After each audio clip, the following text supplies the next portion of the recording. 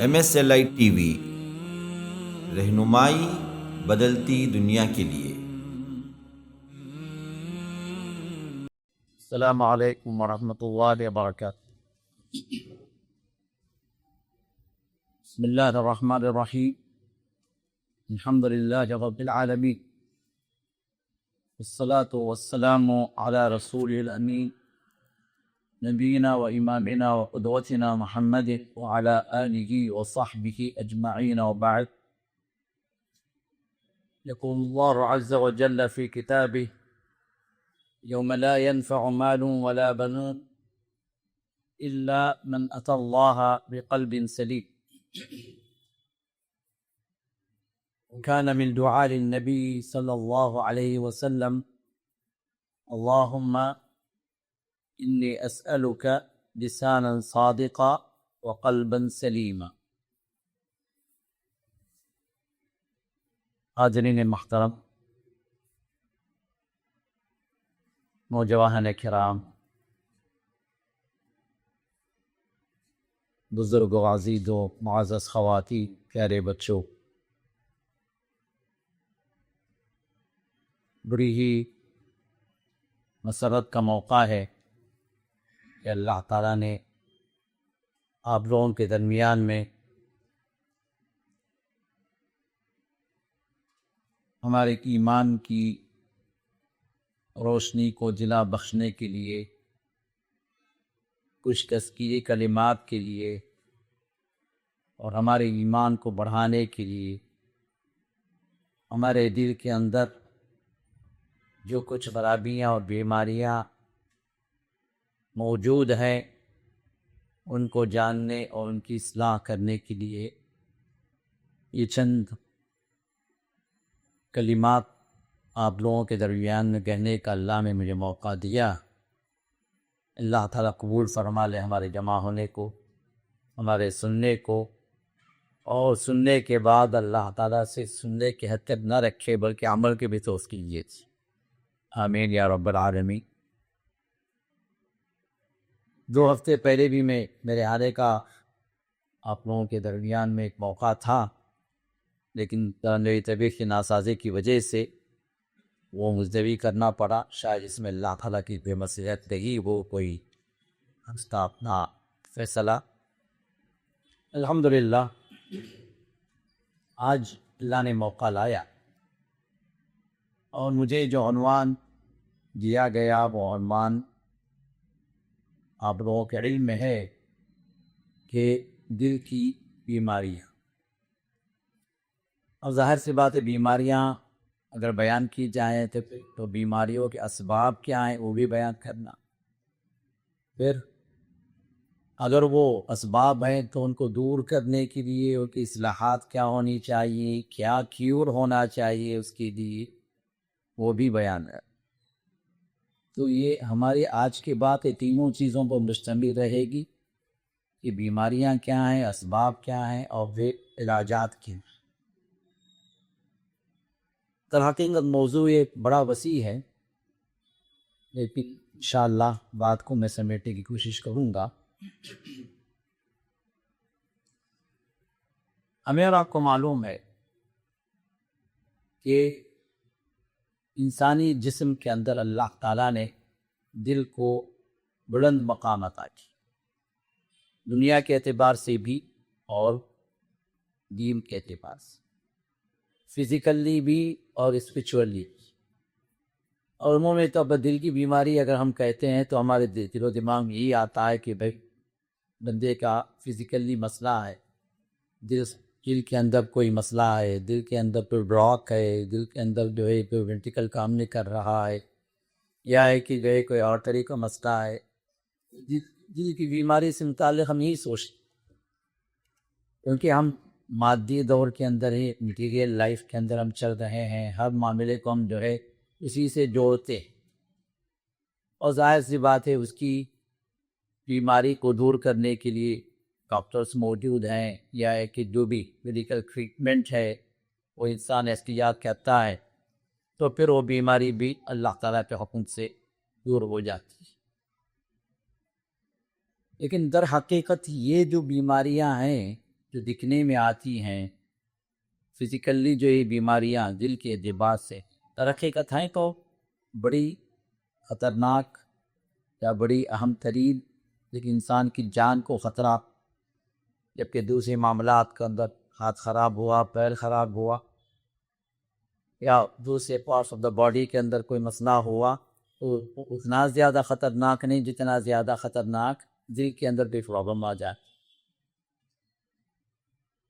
لیکن در حقیقت جو پرابلم ہم سمجھتے ہیں فزیکلی ہمارے دل کے اعتبار سے، اس سے کہیں زیادہ پرابلم وہ ہے جو ہماری نظروں کے سامنے نہیں، جو دین کے اعتبار سے، جس کو کہا گیا کہ دل کے یہ مسائل ہیں، دل کی یہ خرابیاں ہیں جن سے مسلمان کو بچنا چاہیے۔ اب اگر ہم پہچانیں گے وہ بیماریاں کیا ہیں تو بچیں گے، لیکن ہمارا مسئلہ یہ ہے کہ ہمیں یہ پتہ ہی نہیں کہ ہمارا دل بیمار ہے، ہمیں یہ اس کا احساس ہی نہیں ہے کہ ہمارے دل کے اندر بیماریاں ایک نہیں کئی ایک، اور وہ پل رہی ہیں، پروان چڑھ رہی ہیں، بڑھتی جا رہی ہیں، اور ہمیں اس کا کوئی احساس نہیں۔ جب ہمیں احساس ہی نہیں ہے کہ دل کے اندر یہ بیماریاں ہیں تو پھر ہم علاج کے لیے کیا فکر کریں؟ ان بندے کو فزیکلی بھی اگر دل کی بیماری ہے، اس کا احساس نہیں ہے کہ اس کے اندر، اس کے دل کے اندر بلاک ہے، اب وہ محسوس ہی نہیں کر رہا کہ اس کے اندر کوئی پرابلم ہے، تو پھر ڈاکٹر کے پاس کیوں جائے، میڈیکل ٹریٹمنٹ کیوں لے گا؟ یا آپریشن کا مسئلہ ہے کہ آپریشن کیوں کرے گا؟ کیونکہ اہم ترین چیز یہ ہے کہ اس بیماری کا اسے احساس ہو، اس کو علم ہو، تو پھر وہ علاج کے لیے آتا۔ تو یہی مسئلہ دینی اعتبار سے بھی ہمارے دین کے اندر دین کو بڑا اہم ترین مقام دیا ہے، اور اس کی اصلاح اور اس کی سلامتی کے اعتبار سے ہمیں کئی گائیڈ لائنز دیے گئے۔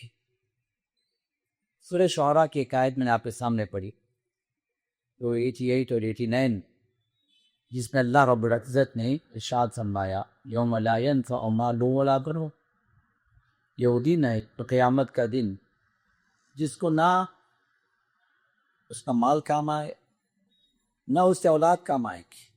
اور دنیا کے اندر انہی کے پیچھے بندہ دوڑتا ہے نا، مال کماتا ہے اس پر خرچ کرنے کے لیے، اپنے آپ پر بہت ہی کم خرچ کرتا ہے اپنے اہل و عیال پر، بیوی بچوں پر۔ اب جن بیوی بچوں کی اس مار کو کمانے کے لیے وہ نہ حرام دیکھا نہ حلال دیکھا، اپنا خون پسینہ بہاتا رہا، پریشان ہو کے پھرتا رہا، ہر قسم کے ٹینشن پالتا رہا، اور اپنے بیوی بچوں کو راضی کرنے کے لیے رب کو ناراض کرتا رہا، یہ مال سے کچھ کام نہیں آئے گا۔ اور جن بچوں کی خاطر اس نے اپنا سب کچھ لٹا دیا، کمایا اور مال بھی لٹا دیا، بلکہ جتنا کمایا اس سے زیادہ لٹاتا ہے بندہ۔ کیوں؟ کہ ابراڈ بھیجنا ہے بچی کی شادی دھوم دھام سے کرنا، ایسے نہیں، اتنے نہیں تو کیا کر، لون لے، قرض لینا، انٹرسٹ بیس لونز، انسان اس کی حیثیت نہیں ہے، پھر بھی پھنستا ہے کس کے لیے؟ ان بچوں کی خوشی کے، ان بچوں کی رضامندی کے لیے، ان کے فیوچر کے لیے رب کو ناراض کر۔ تو اللہ فرماتے ہیں قیامت کے دن نہ ایک کام، یہ نہ تمہارا مال کام آئے گا نہ تمہارے بچے کام آئیں گے، کوئی کام نہیں۔ ہاں جو چیز کام آئے گی، الا من اتی اللہ بقلب سلیم، جو اللہ کے پاس سلامتی والا دل دے کر آئے گا۔ سلامتی والا دل، اس کا دل ہر دینی اعتبار سے جن کو بیماریاں کہا گیا ان تمام بیماریوں سے خالی ہو، جو عافیت والا دل ہو، جو بیماریوں سے صحیح و سلامتی اس کے اندر موجود ہو، صحت سلامتی والا دل۔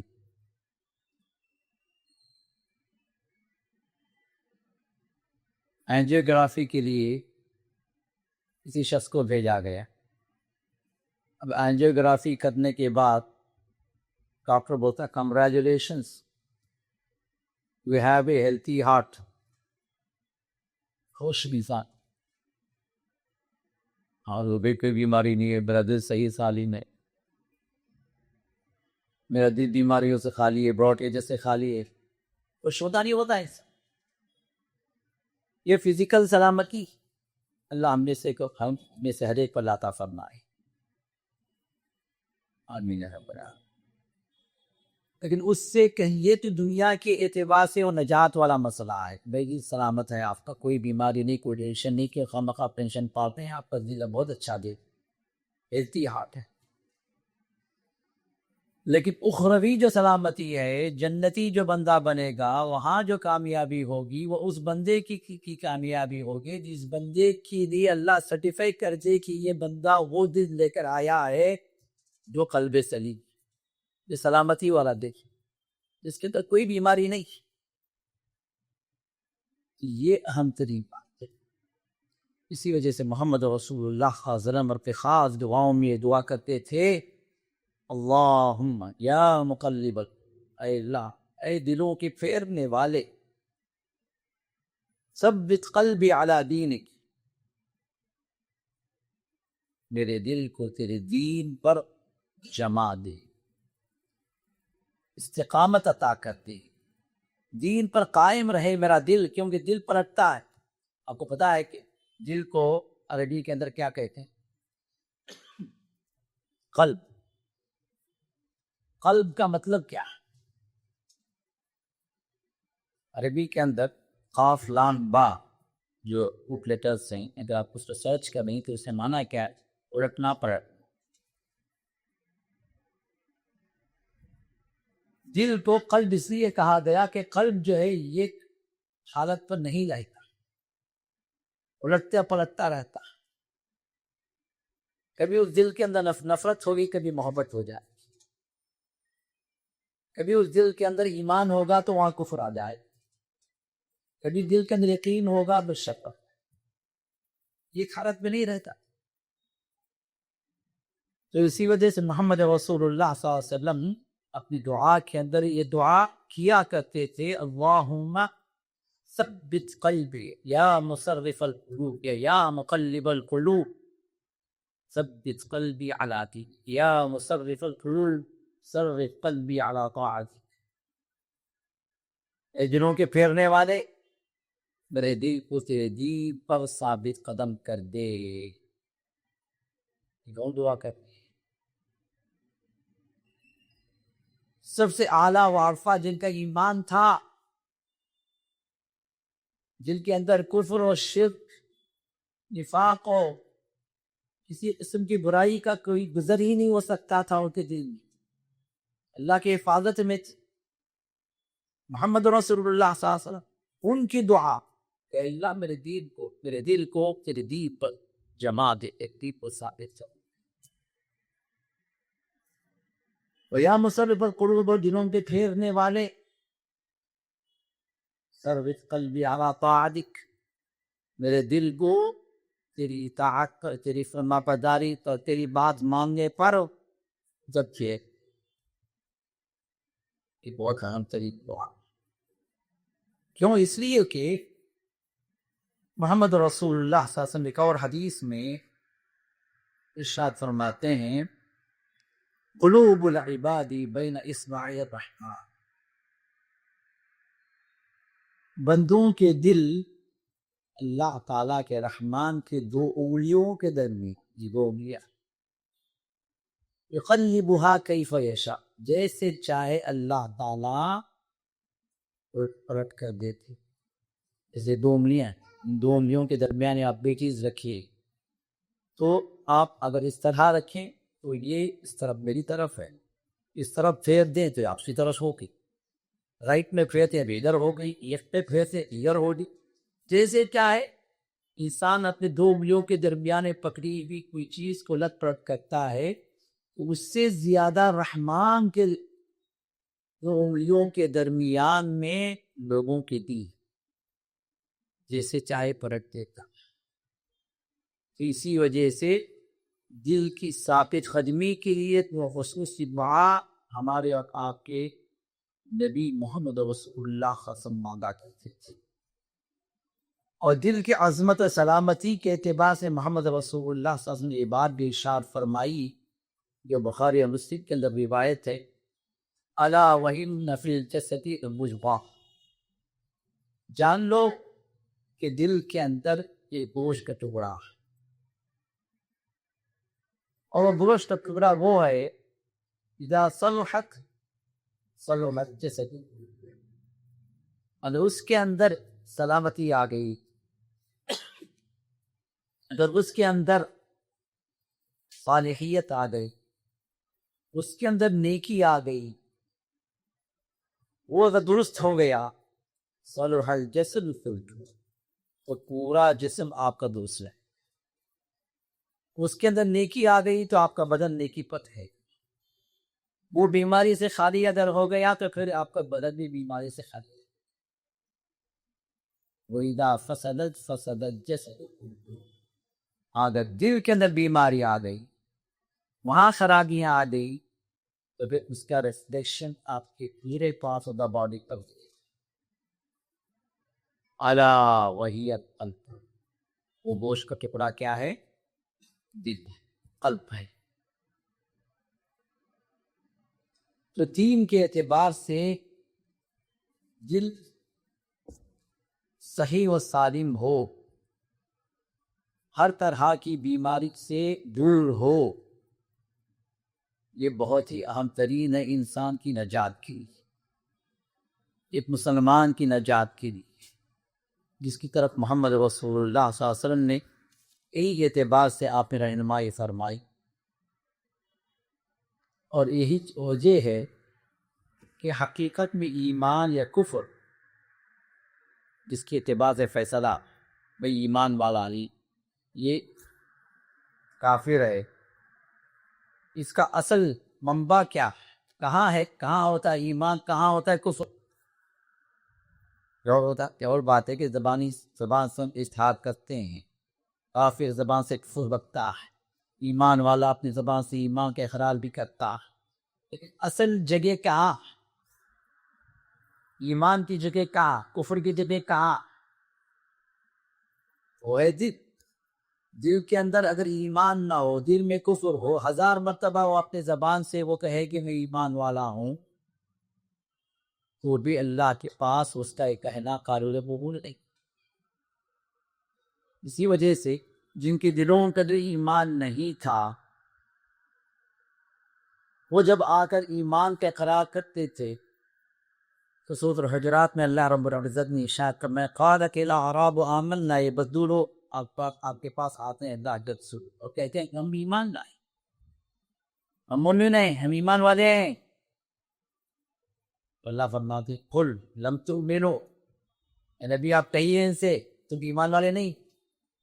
کہہ رہے ہیں کیا ہم ایمان والے، زبان اقرار کر رہی ہے ایمان کا، ہم ایمان والے. رب العزت فرماتے ہیں نہیں اے نبی آپ کہیے کہ تم ایمان والے نہیں ہو، تم ایمان نہیں نا، ولیکن قولوا واسلموا، تم کہو کہ ہم اسلام لیا. اسلام کیا ظاہر کا بھی ڈالی، 5 ارکان اسلام کا اقرار کر لیں، کلمے کی گواہی دے دیں، نماز قائم کر لیں، زکوٰۃ ادا کر لیں، رمضان کے روزے رکھ لیں، حج اگر استطاعت اگر ہے تو حج کر لیں، مسلمان ہے. یہ ظاہری اطاعت لوگوں کے سامنے نظر آتی، لیکن جو چیز نظر نہیں آتی وہ ہے ایمان، ارکان ایمان کی تصدیق، یہ دل سے بچ. اب یہ بدو لوگ اللہ کے رسول کے پاس آتے تھے اور کہتے تھے کہ ایمان والے ہیں، تو اللہ جواب یہ فرماتے کہ نہیں تم ایمان والے نہیں ہو، تم نے اسلام قبول کری ہے، تم بظاہر مطیع فرما بردار ہو گئے، بظاہر تم مسلمان ہو گئے، ارکان اسلام کا اقرار تم نے کر لیا، لیکن ایمان والے کیوں؟ وَلَمَّا يَدْخُلِ الْإِيمَانُ فِي قُلُوبِكُمْ، اس لیے کہ تمہارے دلوں کے اندر ایمان داخل ہی نہیں ہوا. ایمان کا تعلق کہاں سے؟ دوا سے نہیں. دل، ہاں دل کے اندر ایمان ہے تو پھر وہ اقرار کر رہا ہے، یہ قابل قبول ہے. دل میں ایمان ہے ہی نہیں تو اس کا زبانی اقرار یہ نہ اللہ کے پاس قابل قبول ہے، نہ اس دین کے اندر قابل. تو معلوم یہ ہوا کہ ایمان و کفر کی جگہ دل منافقین آتے تھے، دلوں کے اندر کفر تھا، اللہ کے رسول سے بغض تھا، ایمان والوں سے نفرت تھی، اسلام سے کراہت تھی، دل نے قبول نہیں کیا اسلام. اب آ کر کیا کہتے سورہ منافقین کی شروع کی آیات ہیں. سورہ منافقون میں اللہ نے کیا فرمایا؟ اذا جاءک المنافقون، جب منافقین آپ کے پاس آتے ہیں اللہ عز قالوا نشہد، یہ لوگ کہتے ہیں کہ ہم گواہی دیتے ہیں. کیا گواہی دیتے ہیں؟ انک رسول اللہ، بے شک ہے نبی آپ اللہ کے رسول ہیں، ہم گواہی دیتے ہیں. ہم کیا بڑھے بھائی، پکا مسلمان ہے بھائی، ایمان والا دیکھو گواہی دے رہا. تو اللہ فرماتے واللہ یعلم انک لرسول، نبی علیہ السلام اللہ تعالیٰ کو بخوبی معلوم ہے کہ آپ اللہ کے رسول ہیں. بات صحیح ہے، لیکن یہ جو گواہی جو دے رہے ہیں نا، واللہ یشہد ان المنافقین لکاذبون، یہ جو گواہی دے رہے ہیں اللہ گواہی دے رہا ہے کہ یہ منافقین جھوٹے ہیں اپنے قول کے اندر. یہ زبان تو بول رہی ہے، وہ زبان جو سچ ہے، جو آپ یہ زبان جو بول رہی ہے وہ جو کلمہ صحیح ہے، یہ سچا کلمہ ہے آپ کے اعتبار سے کہ آپ اللہ کے رسول ہیں. چونکہ ان کے دل کے اندر کفر ہے، دل سے گواہی نہیں ہے، تو لہٰذا یہ کوڑ میں جھوٹے ہیں. تو معلوم یہ ہوا کہ اہم ترین چیز ایک ایمان کو ایمان والا جو بناتی ہے دل سے وہ ارکان ایمان کو قبول ہے. کہ ایمان کا منبع و مصدر، ایمان کا کی اصل جگہ اس کا دل، جس طرح کفر بھی اسی اعتبار سے. عقیدہ سے کہتے ہیں عقیدہ، یہ کیا ہے عقیدہ؟ عقیدے کا متراکز ہی جو ہے آلٹرنیٹیو باڈی ایمان. ابھی عقیدہ کیا ہے؟ عقل کے لیے گھاٹی. تو عقیدہ وہ ہے جو انسان اپنے دل کے اندر ایسے بٹھا دیتا ہے کہ کسی بھی اعتبار سے وہ اس سے ظاہر نہیں ہو سکتا، اس کے دل سے ہٹ بھی نہیں سکتا، کہ دل کے اندر راسخ ہو گیا، دل کے اندر اس کو بٹھا لیا اس، اب وہاں سے کسی بھی اعتبار سے وہ ہٹ نہیں سکتا. یہ ہے. اور ایمان وہی اعتقاد ہے کہ انسان اپنے دل میں کچھ حال لیتا ہے در اور فطرت کے بارے میں اور دوسرے ارکان کے بارے میں. ارکان ایمان ہمیں معلوم ہے، ایمان کے ارکان کتنے ہیں؟ 6. یہ 6 ارکان ایمان کے سلسلے میں انسان اپنے دل کے اندر بٹھا لے، اس کی تصدیق کر لے اور پھر زبانی اقرار کرے تو پھر یہ چیزیں قبول ہوں گی. تو اس اعتبار سے اللہ تعالیٰ نے اس دل کے اندر چونکہ ایمان اصل جگہ بنائی ہے، تو اس کی اہمیت کے پیش نظر اگر آپ قرآن میں غور کریں گے تو خلق کا لفظ جو ہے، قلب کا لفظ، دل کا یہ لفظ جو ہے قرآن کریم میں 130 مرتبہ آئے. 1-2 مرتبہ نہیں. اتنی اہمیت ہے اس معاملے کی. یہ اور بات ہے کہ ہمارے پاس وہ اہمیت نہیں ہے، لیکن حقیقت میں بڑی اہم ترین بات ہے کہ اللہ تعالیٰ نے بار بار اس لفظ کو کئی اعتبار سے ریپیٹ کیا ہے. اور محمد رسول اللہ صلی اللہ علیہ وسلم نے بات بھی ارشاد فرمائی کہ اللہ تعالیٰ عمل کو بعد میں دیکھتے ہیں، پہلے دل کو دیکھتے ہیں.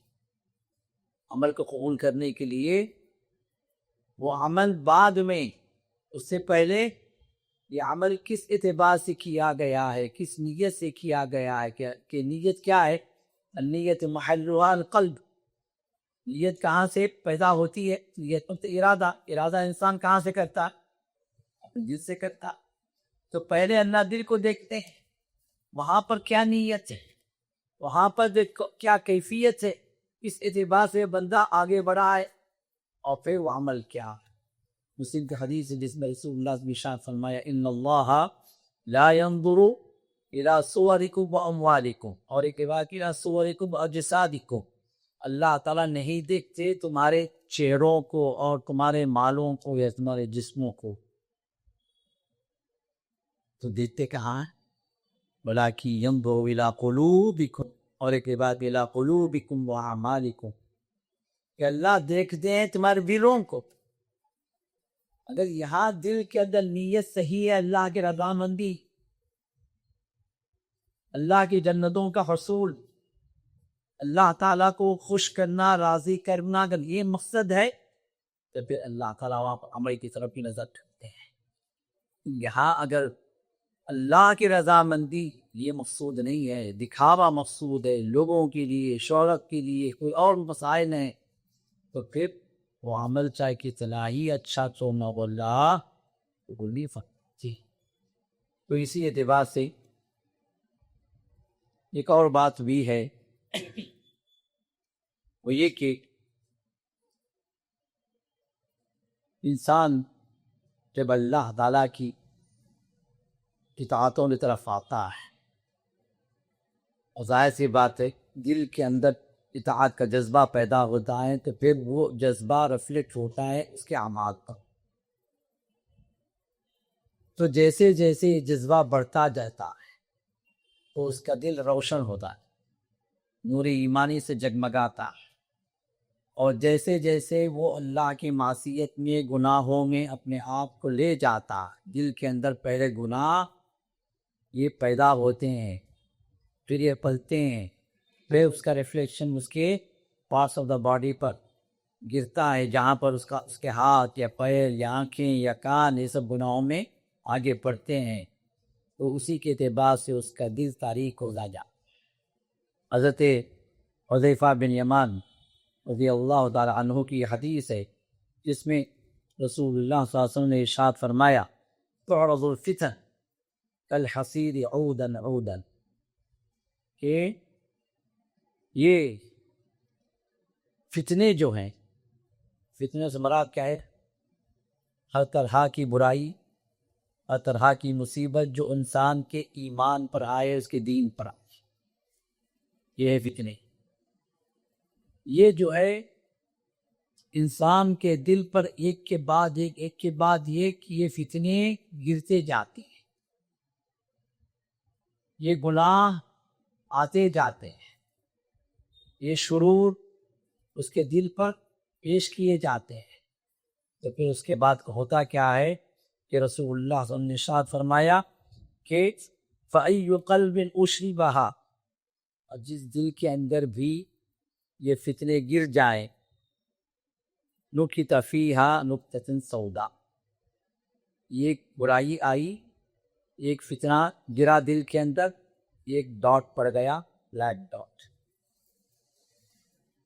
اب ایک کے بعد دیگر، ایک کے بعد دیگر یہ فتنے جو گرتے جاتے ہیں، گناہ پہ گناہ انسان کرتا جاتا ہے، دل کے اندر گناہ پنتے جاتے ہیں، تو پھر ایک وقت ایسا آتا ہے کہ اس کا دل تاریک۔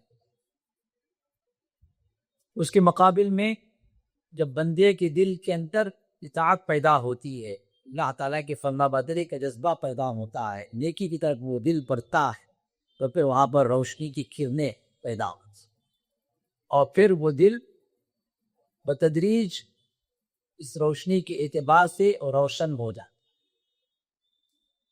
روشن دل ہو جاتا۔ اور محمد رسول اللہ صلی اللہ علیہ وسلم نے ارشاد فرمایا کہ جب یہ دل روشن ہو جائے، اللہ کی طاعت طرف آ جائے، فلا تضرہ فتنہ، تو پھر اس کے بعد کوئی فتنہ اس کو، کوئی اور پریشانی، کوئی اور مصیبت اس کو نقصان نہیں پہنچا سکتی، کوئی برائی اس کے نقصان نہیں پہنچا، جب تک کہ ما دامت السماوات والارض، جب تک کہ آسمان و زمین موجود ہے۔ دل اگر روشن ہو گیا، ایمان کی کرنوں سے جگمگا گیا اور تاریکیوں سے بچ گیا، تو پھر وہ دل جو روشن دل ہے وہ ہے وہ قلب سلیم، جو اللہ فرماتے الا من اتی اللہ بقلب سلیم، کامیاب وہ ہوگا جو سلامتی والا دل ہے۔ اب ذرا ہم دیکھیں گے کہ اس دل کے اندر یہ روشنیاں آتی کیسی ہیں، سلامتی والا دل کیسے جو ہے بنتا ہے، کن چیزوں سے، اور وہ بیماریاں کیا ہیں جو ہمارے دلوں میں پڑتی ہیں جس سے ہمیں بچنا چاہیے۔ تو ایک 12 چیزیں وہ ہیں، وہ یہ سلامتی والے دل کو بنانے والی چیزیں ہیں، اور ایک 12 چیزیں وہ ہیں جو یہ بیماریاں ہیں جس سے ہمیں بچنا ہے۔ وہ پوائنٹ ٹو پوائنٹ چند باتوں کو آپ کے سامنے رکھتا ہوں، اور انہی کو اعمال قلبیہ بھی کہا ہے، دل کے اعمال۔ عمل سے مراد عام طور پر کیا سمجھتے ہیں؟ بھئی ہمارے پارٹس آف دا باڈی کے اعمال ہیں، جیسے نماز ہے، روزہ ہے، صدقات ہے، خیرات ہے، حج ہے، تلاوت قرآن ہے، یہ سب کیا ہے؟ ہمارے پارٹس آف دا باڈی سے ہونے والے اعمال ہیں۔ یہ اعمال تو ظاہر ہے، لیکن جو دل جو عمل کرتا ہے، اندرون سے جو اعمال ہوئے، ہمارے دل کے جو اعمال ہیں اس سے ہم غافل ہیں، کیونکہ دل کے اعمال کہیں زیادہ عام ہے بنسبت یہ بظاہر ظاہری جو اعمال۔ ابھی دل کے اعمال کے اعتبار سے جو نیکیاں ہیں جس سے ہمارا دل روشن ہوتا ہے یا قلب سلیم بنتا ہے، اس کے اعتبار سے ذرا ہم دیکھیں گے۔ پہلی چیز کیا ہے؟ نیت، اللہ کے لیے کام، اللہ کی رضامندی کے لیے کام۔ ابھی نیت کہاں ہو؟ نیت کی جگہ دل ہے۔ کوئی بندہ کوئی کام کر رہا ہے، نیت ہی نہیں کر، بغیر نیت کے کام اجر ملے گا اس کو۔ یہ بھی انسان والدین اس کے ماں باپ چھوٹ گئے، انہیں بھی ساتھ چلے گئے، جبکہ پورے حج میں ساتھ تھا یا پورے عمرے میں ساتھ تھا، اس کی عمر کی کوئی نیت تھی، اب پورے عمرے پہ والدین کے ساتھ تو ہے، طواف بھی کر رہا ہے، سعی بھی کر رہا ہے، پھر کے اعمال حج کے اعمال پورے کر۔ اب اس بندے کو عمرہ تو کر لیا، آپ سے یہ حج تو کر لیا، نیت نہیں تھی اس کی، اجر ملے گا، لیکن اعمال تو ایک ہے۔ تو معلوم یہ ہوا کہ نیت، جیسے بولتے ہیں نا دیسی نیت ویسی برکت، تو دیسی نیت ویسی قبولیت تھی۔ نیت اگر وہاں پر ہے اللہ تعالیٰ کی خاطر، اللہ کی رضامندی کے لیے وہ کام کرتا ہے، تو پھر وہاں پر اللہ تعالیٰ اس کو وہ اجر سے نوازتا۔ اسی وجہ سے حدیث میں بات آتی ہے کہ ایک درہم اس کی نیت کے اعتبار سے اللہ بڑھا دیتے ہیں 1000 دینار کے اوپر، کیونکہ 1000 دینار انسان نے 100 خیرات کیا دکھاوے کے لیے، اللہ قبول نہیں کرتا۔ ایک درہم جو دیا اس میں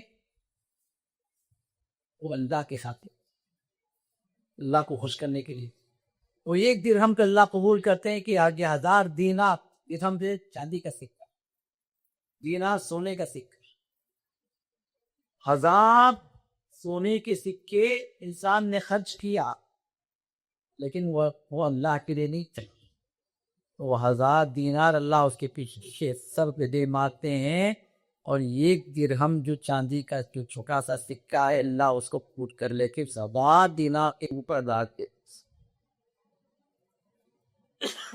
نیت، اس اوقات انسان عمل نہیں کرتے، نیت کی وجہ سے اس عمل کرنے والے کا جو اجر ہے وہ بھی پالے۔ بس اوقات انسان عمل کرتا ہے لیکن نیت کی خرابی کی وجہ سے وہ عمل اللہ کو نہیں کرتا۔ مثال کے طور پر ایک آدمی، ایک غریب آیا آپ کی مجلس، ٹھیک، اور غریب آ کر جو ہے مجلس کے سامنے بولا کہ بھائی بچی کی شادی ہے، یتیم بچی ہے، اخراجات ہیں، آپ لوگ میں سے کوئی آگے بڑھ کر مدد کر دو۔ اب ایک صاحب اٹھے، آگے ٹھیک ہے بھائی پورا ساتھ میں ذمہ لیتا ہوں، 1 لاکھ روپے تجھے دیتا ہوں۔ گھبرانا سال ہو گئے اس غریب کا لیکن ان کا مقصد کیا تھا وہ دیکھ نرجس تو لوگ بابا بڑے ماشاء اللہ کیا کام کرے بے آپ ایسا تو بہت کم لوگوں کو لکھنے میں آتا بڑا اچھا کام کیا اب ادھر سے پھول گیا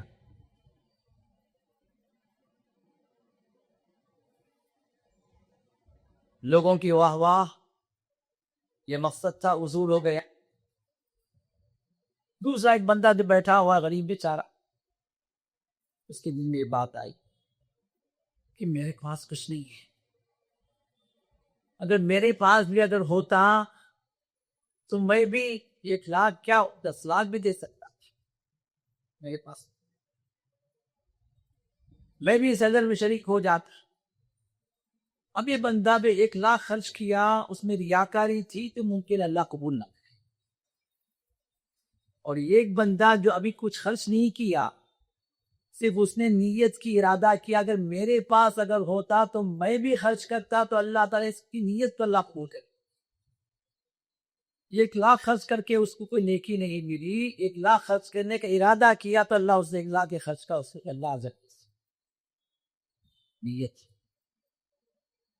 تو نیت ہی اصل ہر کام کے لیے نیت انما الاعمال بالنیات اعمال کا دار و مدار نیت ہے تو ہر عمل کا کی اساس دل ہے دل کے اندر نیت صحیح نیت آ گئی پھر اس کے عمل کی صحیح ابتدا ہو گئی وہاں سے اعمال کی قبولیت کا ارتقا ہو گیا تو اہم ترین چیز کیا ہے یہ پہلا عمل دوسرا عمل اللہ اس کے رسول کی محبت دل کے اندر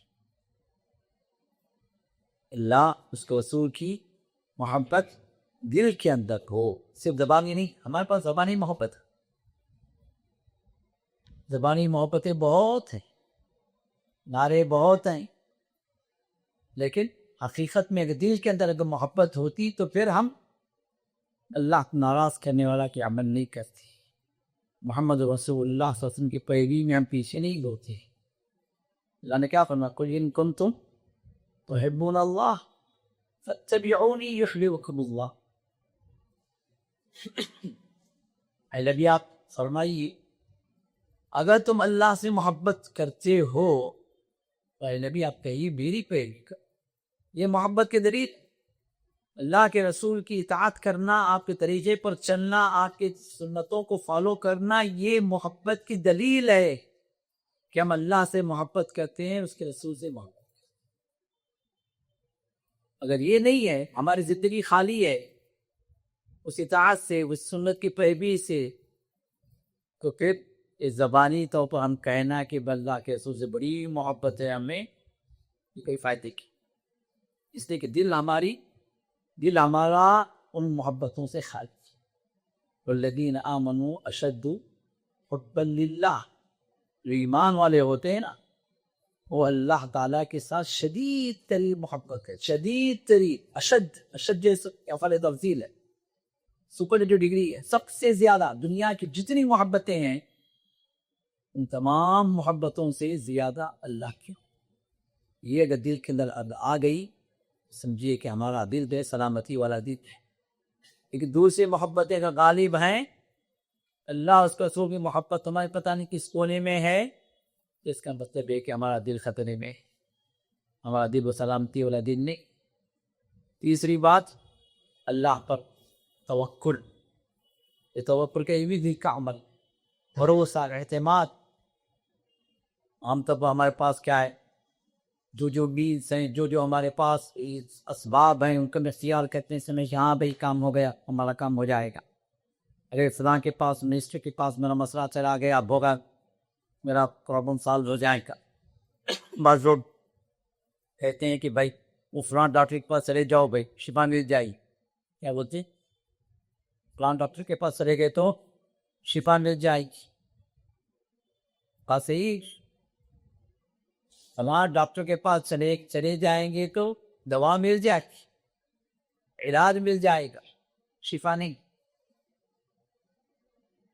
شفا کون دینے والا صرف اللہ تعالیٰ شفا کسی کے ہاتھ میں بعض بولتے خاص خواتین بولتی ہے ارے فلاں ڈاکٹر کے پاس شفا ہے بھائی، اس کے ہاتھ میں شفا ہے. نہیں، غلط بات ہے. شفا اللہ تعالیٰ اللہ کے حکم سے شفا ملتی ہے. کبھی کبھار ایسا ہوتا ہے کہ لاکھوں روپیوں کا میڈیکیشنس ہو جاتا ہے، علاج ہو جاتا ہے شفا نہیں. کبھی ایسا ہوتا ہے کہ شفا کا وقت آ گیا، اللہ نے حکم دیے کہ 10 پیسے کی دوا 10 روپے کی دوا لینا شفا دے. تو انسان اسباب اختیار کرے لیکن ان اسباب پہ بھروسہ نہ کرے. توکل اور بھروسہ کس پر ہو؟ اللہ. اللہ نے فرمایا وَمَن يَتَوَكَّلْ عَلَى اللَّهِ فَهُوَ حَسْبُهُ. جو اللہ پر توکل کر لیتا ہے اللہ اس کے لیے کافی. اب اس کے لیے اللہ کافی ہو گیا، اس نے کام رکنے والا ہے، کوئی روک سکتا ہے اس کے کام کو، لیکن اللہ نے ذمہ داری لی، اللہ کافی ہے اس کے لیے. تو توکل جو یہ دل کا عمل ہے، تو اسباب ہمیں اختیار کرنا. اللہ کے رسول کے پاس ایک صحابی آ کے کہتے ہیں کہ یا رسول اللہ صلی اللہ علیہ وسلم، میں اپنے اونٹ کو باندھوں اور پھر اللہ پر بھروسہ کروں، یا پھر میں اونٹ کو چھوڑ دوں ایسے اللہ پر بھروسہ کروں؟ بات غور کرنی. میں اللہ پر بھروسہ کرنا ہے نا، ٹھیک ہے، میں اونٹ کو ایسے چھوڑ، گاڑی کو اللہ کر رکھا، آپ آگے بڑھے، پھر اللہ تعالیٰ مالک، اللہ بچانے والا، ٹھیک ہے اللہ بچا. اب صاحب بھی کہتے ہیں کہ اللہ کے رسول اونٹ کو میں رسی سے نہیں باندھا، سے چھوڑ دیا، اللہ پر بھروسہ کرنے کیا، اللہ تو اس کی حفاظت کر لے، میں آگے بڑھ گیا. یہ صحیح ہے، یہ توکل ہے، یا پھر میں باندھ کر پھر اللہ تعالیٰ پر بھروسہ. آپ نے فرمایا اعقلھا وتوکل علی اللہ.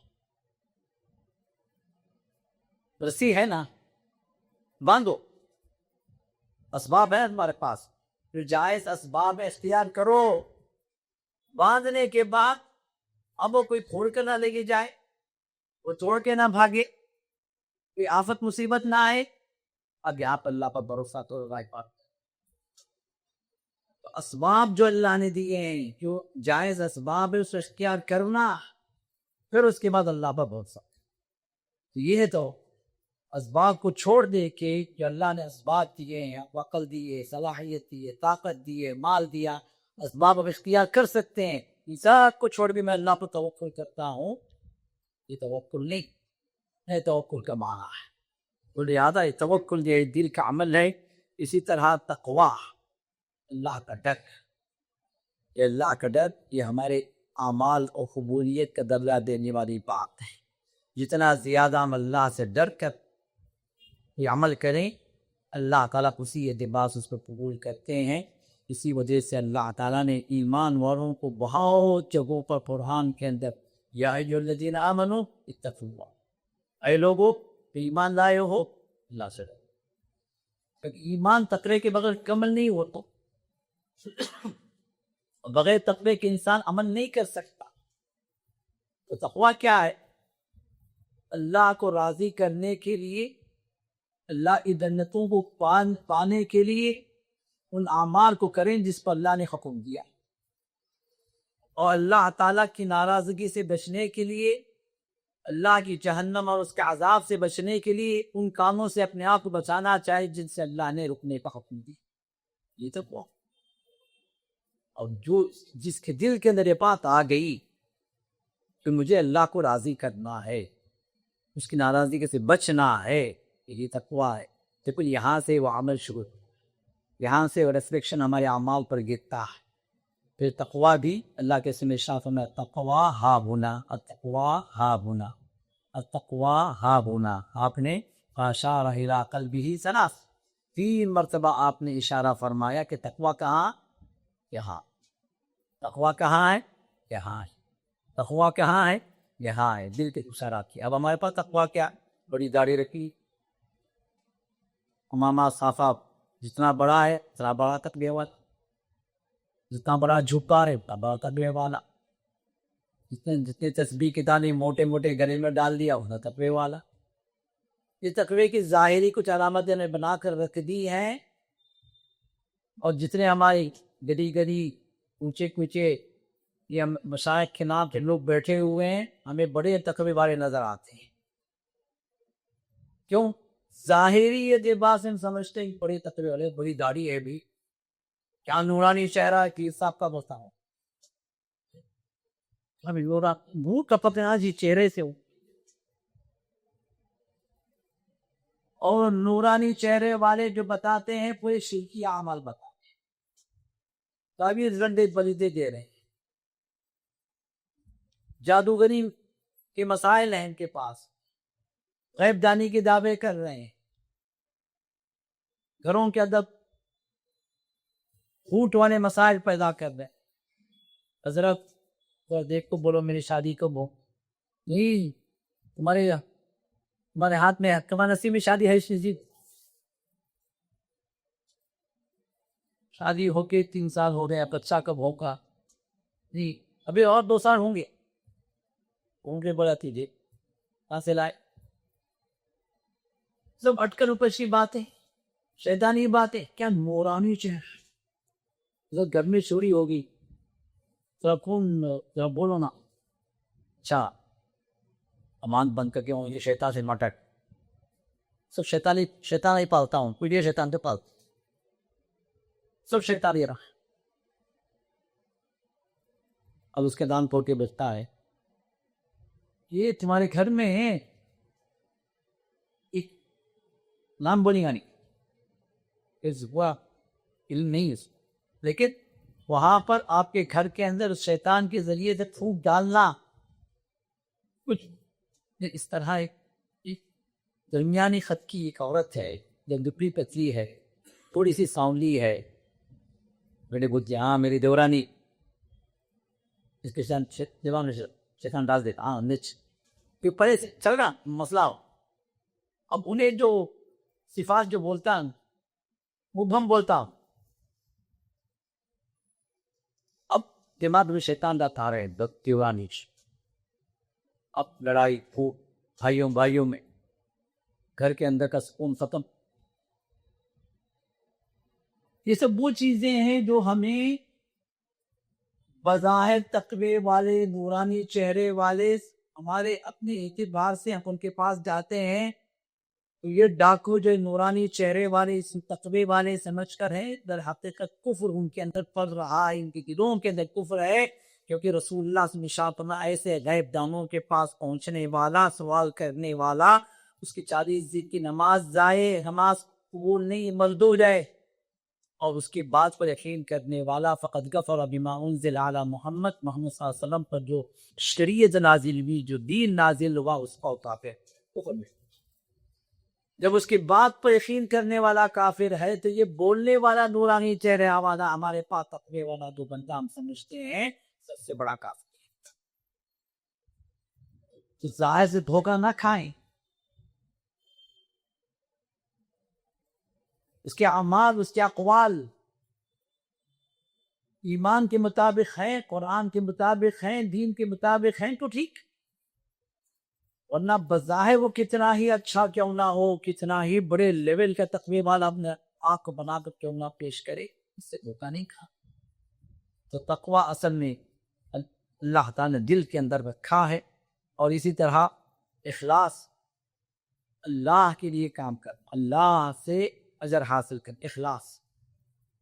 اور اخلاص کے اندر توحید، یہ توحید کا عقیدہ بھی کہاں ہوگا؟ دل کے اندر. سورۃ الاخلاص ہم بولتے ہیں، کیا ہے سورۃ الاخلاص؟ سورۃ الاخلاص کو پڑھے گا 1/3 قرآن کا اللہ اس کا جد ہے. سورۃ القرآن 1/3 قرآن کیا ہے اس کے اندر؟ سورۃ الاخلاص کے اندر اللہ کو خالص کرنا، اس کے توحید کے اعتبار سے اللہ اکیلا ہے اپنی ہر چیز کے اندر، اپنے ناموں کے اندر، اپنے صفات کے اندر، اپنے ربوبیت کے اندر، اپنی عبادت کے اندر. پوری صورت کا عبادت اللہ کی عبادت کو ڈیفائن کر، وہ اللہ کے قل هو اللہ احد، کہیے وہ اللہ اکیلا، خالق ہونے میں اکیلا ہے، رب ہونے میں اکیلا ہے، مالک ہونے میں اکیلا ہے، اس کے ناموں میں اکیلا ہے، صفات میں اکیلا ہے، اس کی ربوبیت میں اکیلا ہے، اس کے اختیارات میں اکیلا ہے، اس کے خصوصیات میں اکیلا ہے. اللہ الصمد. کسی کو محتاج نہیں ہے، سب اس کے محتاج ہیں، کوئی حاجت نہیں ہے اس کو. لم یلد ولم یولد، نہ باپ ہے نہ بیٹا. ولم یکن لہ کفوا احد، اور اس کی ہمسری کرنے والا، برابری کرنے والا اس کائنات میں کوئی ہے ہی نہیں، کیونکہ وہ رب ہے، باقی مربوب ہے، وہ خالق ہے، باقی مخلوق ہے، وہ مالک ہے، باقی مملوک ہے، وہ معبود ہے، باقی سب عابد ہیں. ایسی برابری ہو سکتی؟ تو اللہ تعالیٰ اس اخلاص کیا ہے؟ اللہ تعالیٰ کو اکیلا جاننا، اس کی توحید کے اعتبار سے ہر معاملے کے اندر، کہ چاہے توحید ربوبیت ہو، چاہے توحید الوہیت ہو، چاہے توحید اسماء و صفات، ہر اعتبار سے اللہ کو اکیلا جانا ہی ہے بس. اور یہ کہاں سے ہو؟ دل سے. دل سے انسان اس اخلاص کو تسلیم کرے، اللہ کے لیے وہ کام کرے. اور پھر پانچویں بات یہ ہے کہ الشکر، شکر یہ دلی عمل ہے. یہ اور بات ہے زبان سے پیدا الحمدللہ، سجدے شکر بجا آتے، عملی شکر. بعض لوگ یہ صلاۃ شکر پڑھتے ہیں، شکر نماز پڑھتے ہیں نا بھائی. بعض لوگ جو ہے ہر رات سونے سے پہلے 2 رکعت نماز شکر پڑھتے سے تھی. ایسے گورن کچھ لوگوں نے ثواب پوجا پیچھے ہو عشید میں 2 رکعت سونے سے پہلے شکریہ کی نماز پڑھ کے سوتا. میں کہا کیوں بھائی؟ کہ دن بھر اللہ کی نعمتوں میں مجھے بلتا رہا، اللہ تعالیٰ مجھے صحت دیا، سلامتی دیا، عافیت دیا، اللہ تعالیٰ جو ہے مجھے ہر اعتبار سے شر سے حفاظت میں رکھا، اور میں اللہ کا شکر ادا کر سوتا. صحیح ہے غلط ہے بھائی؟ بڑی یہ بندہ غلط کیا صحیح کیا؟ بولیے نا.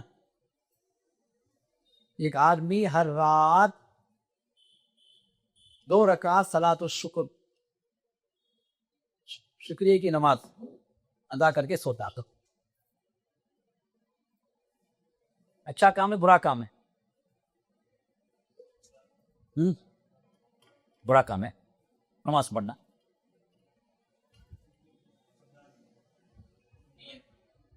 باہر بڑھو مالا نہیں پڑھو، نماز پڑھنا برا کام ہوتا ہے.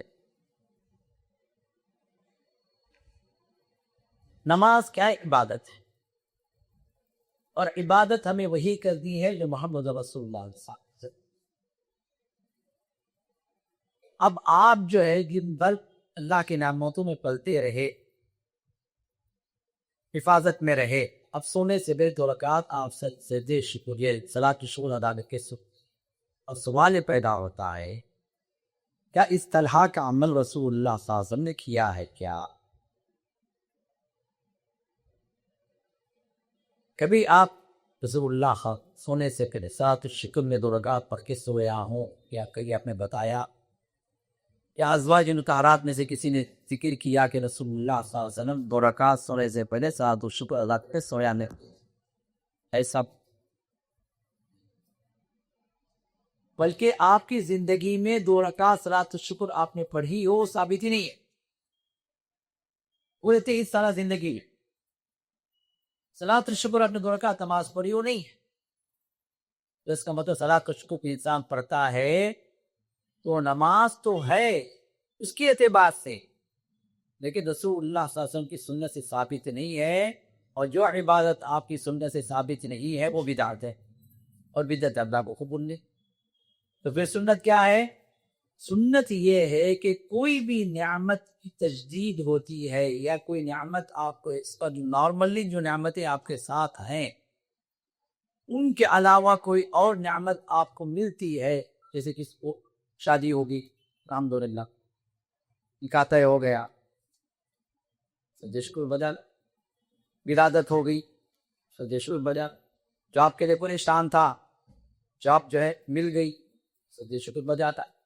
تو اس طرح کوئی بھی ایک ایسی نعمت اس کو ملتی ہے جو ایکسپیکٹڈ ہو یا ان ایکسپیکٹڈ ہو، تو وہاں پر انسان سجدے میں گر جائے شکر کے طور.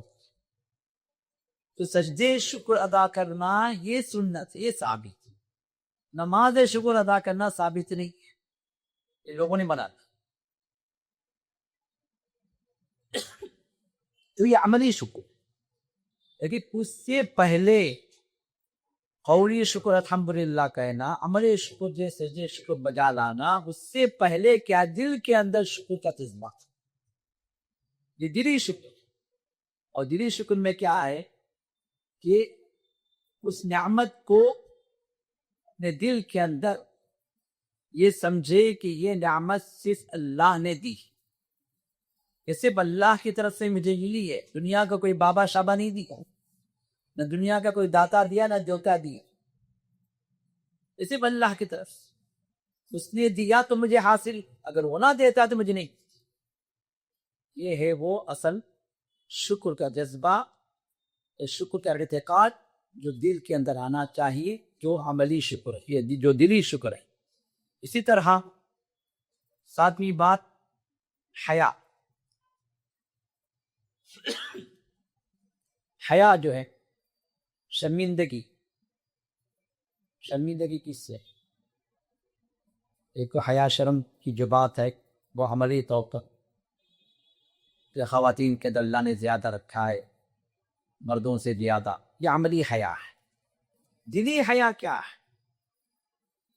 دلی حیا یہ ہے کہ انسان اپنے دل کے اعتبار سے حیادار بنے کہ وہ اللہ کا وہ کام نافرمانی کا نہ کرے جس نافرمانی کے ساتھ اگر اللہ کے سامنے پہنچے تو اس پہ شرم اور حیا ہے، شرمندہ ہو جائے، اللہ یہ برا کام کر کے میں تیرے پاس آیا.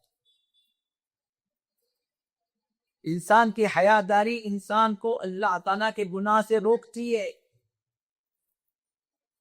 شرمندگی پیدا کرتی ہے. میں اس رب کا کھا رہا ہوں، اس کا پی رہا ہوں، اس کے نعمتوں میں میں پل رہا ہوں، اور میں اس پر گناہ کروں، اس کی نافرمانی کروں. یہ حیاداری کا جذبہ اس کو گناہ سے بچا. اور یہ حیاداری کہاں پیدا ہوتی ہے؟ اس کے دل کے اندر. اسی طرح نمبر 8 صبر.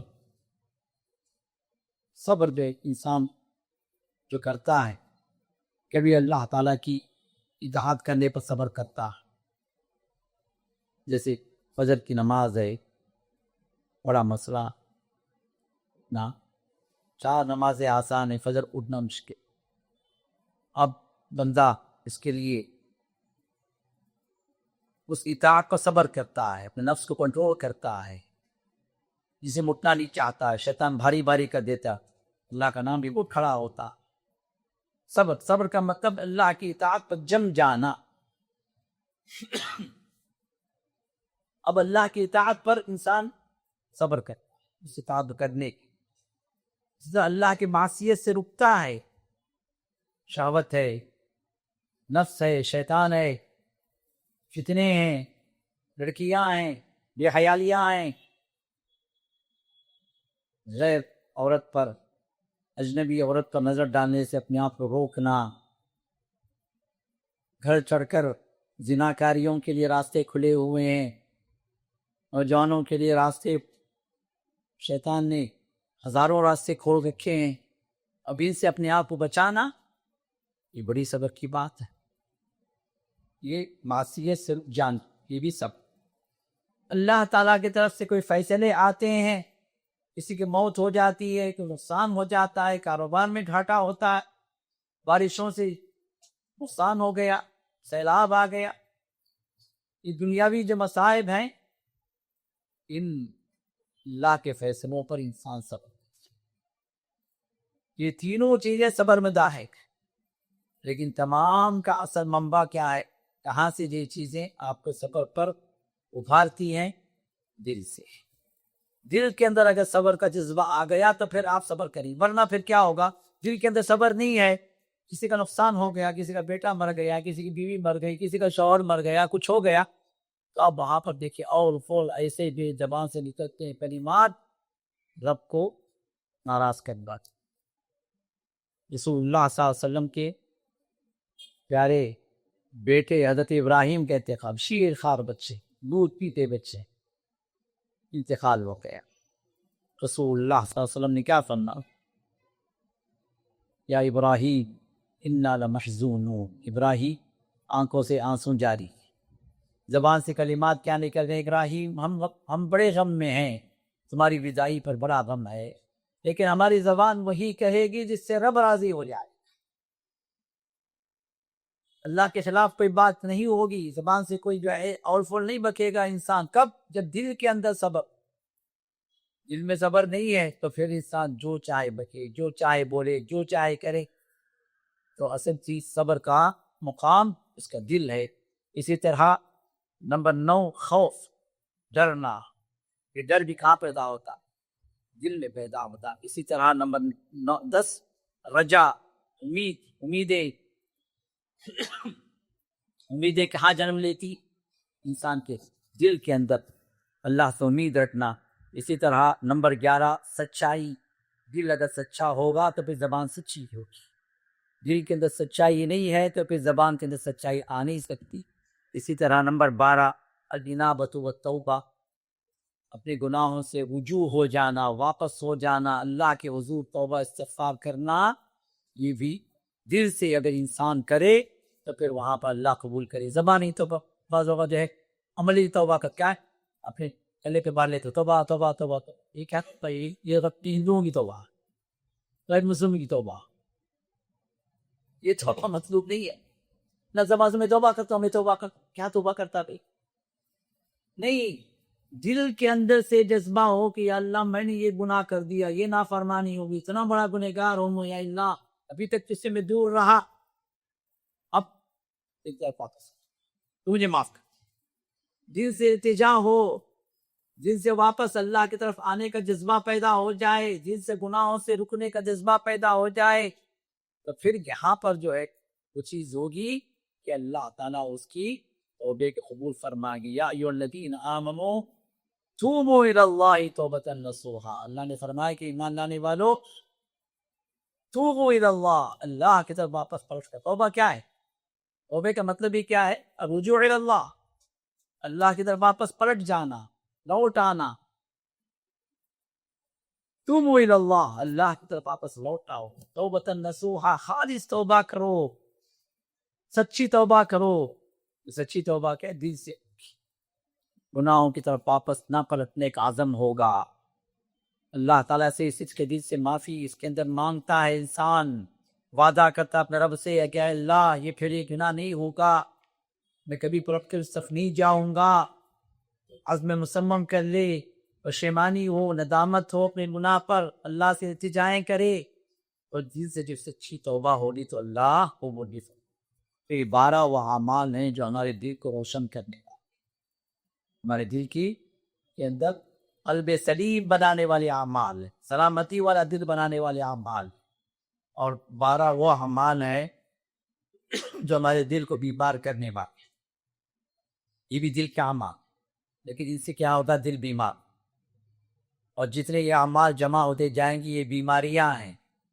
جتنی یہ بیماریاں جمع ہوتی جائیں گی دل کے اندر، جتنا ہی کمزور ہوتا جائے گا اتنا ہی خراب ہوتا جائے گا.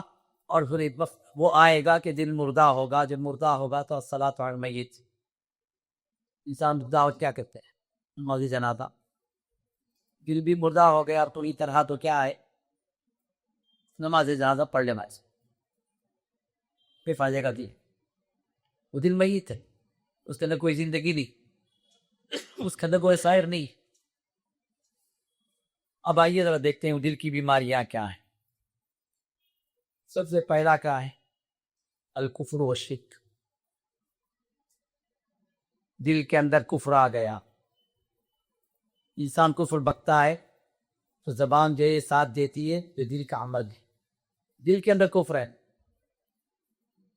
شرکی عقیدہ دل کے اندر ہوتا ہے. فلاں بابا بھی دے سکتے ہیں، فلاں بڑے جلال والے ہیں، فلاں جو ہے ہم گڑی بنا دے سکتے ہیں، فلاں مشکل کو آسان کر دے سکتے ہیں، وہ بڑے قدرتوں والے ہیں، ان کو یہ ڈپارٹمنٹ دے دیا گیا، وہاں جا کے چادر چڑھا دیں گے تو کام بن جائے گا، ان کا نام لے کر پکاریں گے تو وہ سن لیں گے. یہ سب عقیدے، شرکی عقیدے، کفری عقیدے کہاں پلتے ہیں؟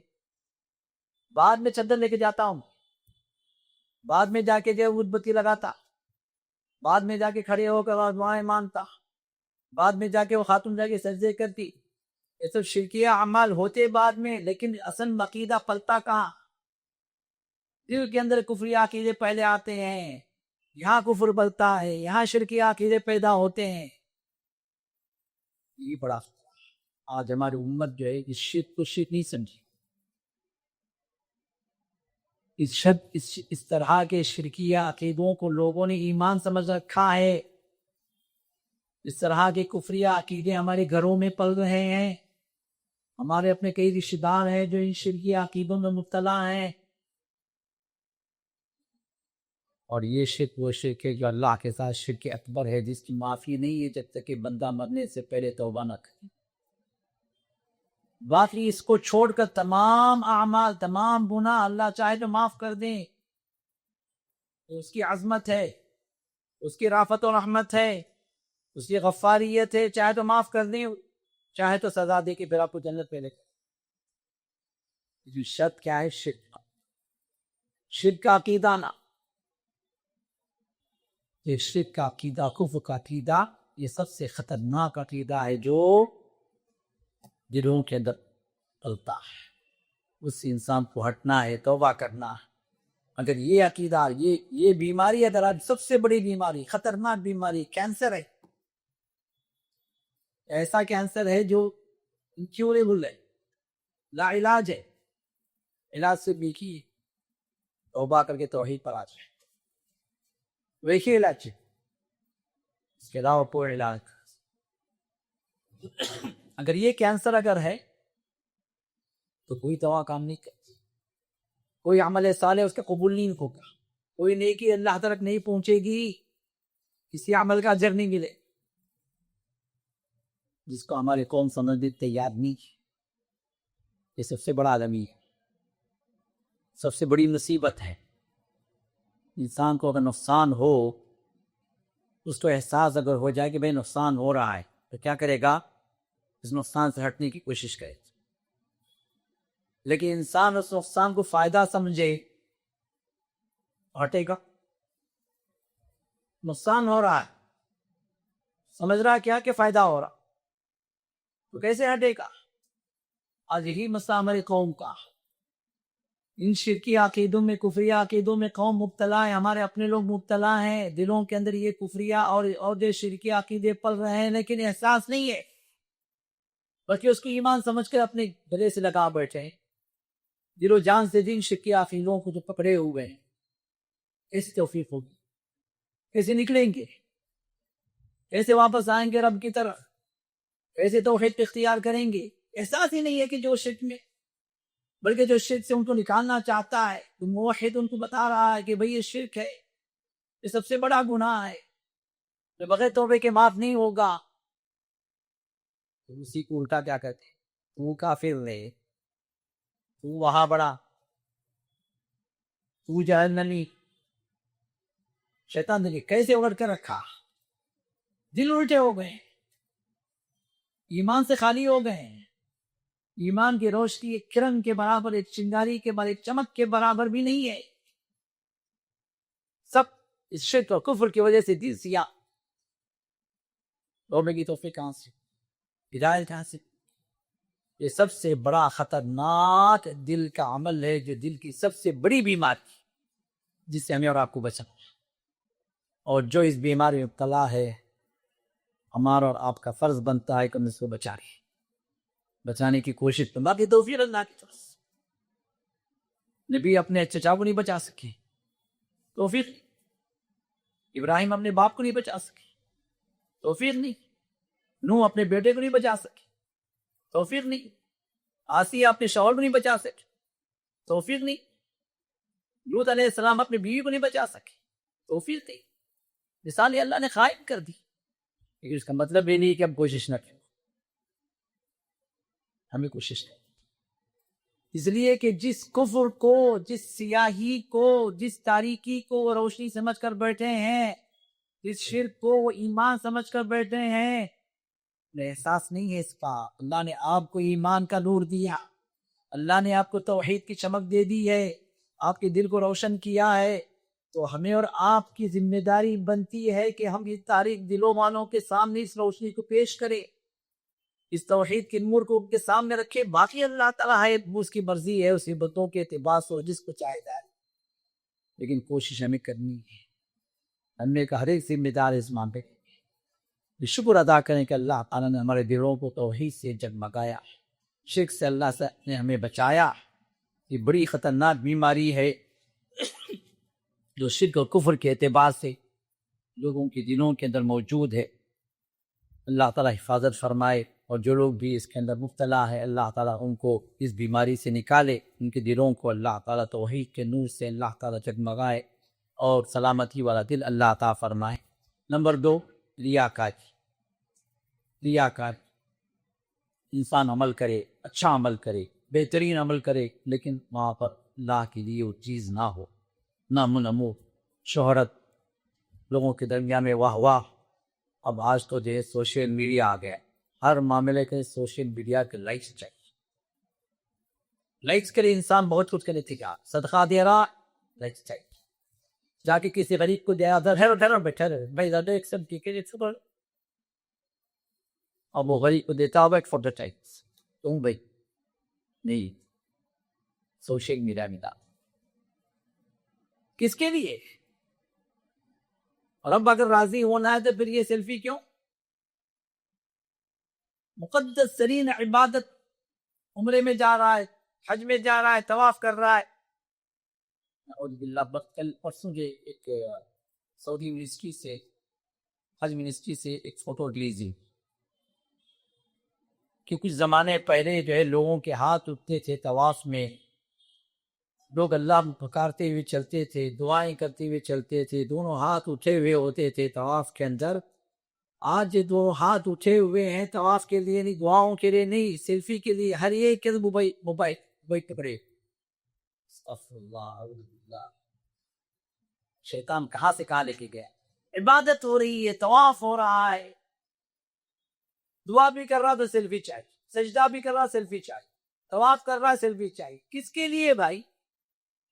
عمل برباد، یہ سب ریاکاری کی مظہر ہے۔ یہاں سے ہزاروں روپے، لاکھوں روپے خرچ کر کے جاتے ہیں اور پورا عمل برباد ریاکاری کی وجہ سے۔ کبھی سوچا کسی خطرناک چیز ہے جو ہمارے دلوں کے اندر پل رہی ہے، ریاکاری۔ اللہ کے لیے کوئی نیکی کسی اور کے لیے نہ کریں، وہ نیکی اللہ کے لیے کریں تو اخلاص ہے، اور دوسروں کے لیے کریں، دوسرے کام کے لیے کریں، دوسرے مقصد کے لیے کریں تو پھر وہ ریاکاری جو اللہ قبول نہیں فرماتا۔ ان اغنى الشرکاء یعنی شرک، اللہ کے اسم میں ارشاد فرمایا کہ اللہ نے فرمایا، حدیث قدسی کہ اللہ نے فرمایا، کیا فرمایا؟ میں شریکوں کے شرک سے بے نیاز ہوں، مجھے نہیں چاہیے، یعنی میرے معاملے کے اندر کوئی اور جو شریک کر دیا گیا، اللہ بھی چاہیے، فلاں بھی چاہیے، اللہ بھی راضی ہو، فلاں بھی راضی ہو، اللہ سے یہ فائدہ ملے، فلاں سے یہ فائدہ ملے، نہیں قبول ہے، نہیں چاہیے مجھے۔ انا اغنى الشرکاء عن الشرک ومن اشرک فیہ معی غیری ترکتہ وشرکہ۔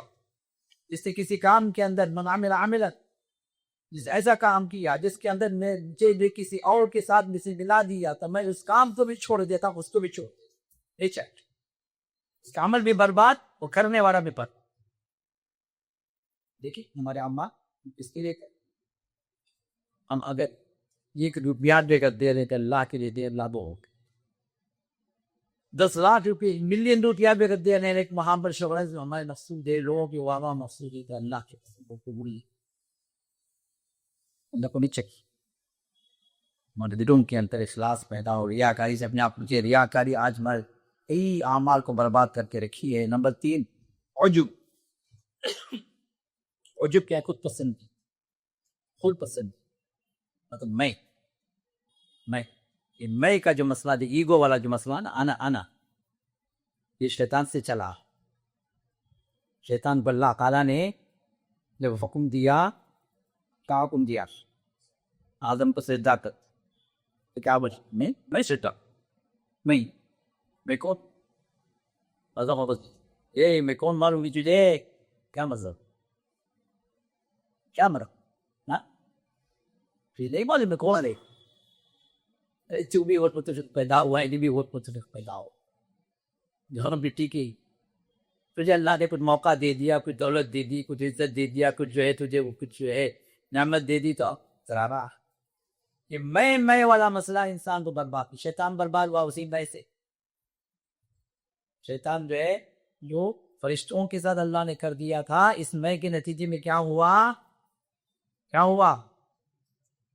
اعوذ باللہ من الشیطان الرجیم۔ رجیم کون ہے؟ اللہ کی رحمتوں سے دور کیا ہوا، چھٹکارا ہوا دانے سے۔ یہ ضرب ہوتے ہیں کسی کی ذریعے کیا ہے؟ کیا جو تھوک دیتے ہیں اس کی ذلت کے لیے، اس کی حقارت کے لیے جو تھوک دیتے ہیں نا، وہی اللہ تعالیٰ نے اس کو تھوک کے ختم کرتے ہیں۔ رحمت سے دور ہے، یہ رحمت سے دوری صرف اس مائس، اس کی ایگو سے، اس سے اپنے آپ کو کچھ کس بات پہ ایگو بات کیا چیز ہے؟ آئے تھے ننگے جانگی بھی نکی، وقتی طور پر گزارنے کے اللہ نے کچھ دے دیا ہے تو اس پر جو ہے یہ اترانا، اس پر جو ہے تکبر کر، یہ میں سے ہی پیدا ہوتا تکبر، کبر، غرور۔ غرور کیا ہے؟ یوسف باقی جان غرور کے رسول اللہ سے دو علامتیں بتائیں۔ غرور کیا؟ اس کو تکبر کہا گیا، آپ نے فرمایا دو علامت، الکبر، الکبر بطر الحق وغمط النفس۔ کبر کیا ہے؟ حق سامنے آ گیا، نہیں مانتا جی، میں جاؤ مرکز جا کر جمعہ جو مار دن پکا سکھا اسے توحید معلوم کرتے، ہمیں ہمیں جو 100 سال سے ہیں ہمارے بات ازائش کرنے لگتے، ہمیں گمراہ کرتے، جاری جا نہیں مانتا، ایسی دل بات ہے۔ ہاں مرکز میں گئی، یہ 10 ہوا، یہ اللہ رسول کی باتیں ہیں سن کر آیا، جا کے اماں کو، باوا کو، خالو کو، چچا کو، پاپو دادی جو بدت یار جمعہ جو مارتے نہیں، جا کو مرکز پہ جا کو بات کی، یہ اللہ ایسا بولا قرآن میں، یہ ہے اللہ کے ایسے ویسے بڑے حدیث میں، ایسا باتیں نہیں ہمیں۔ یہ بولنے والے کون؟ جو اللہ اس کے رسول کی بات سامنے آ گئی اور پھر وہ اس کو ٹھکرا دے، یہ سب سے بڑا مطلب، سب سے بڑا گھوٹے۔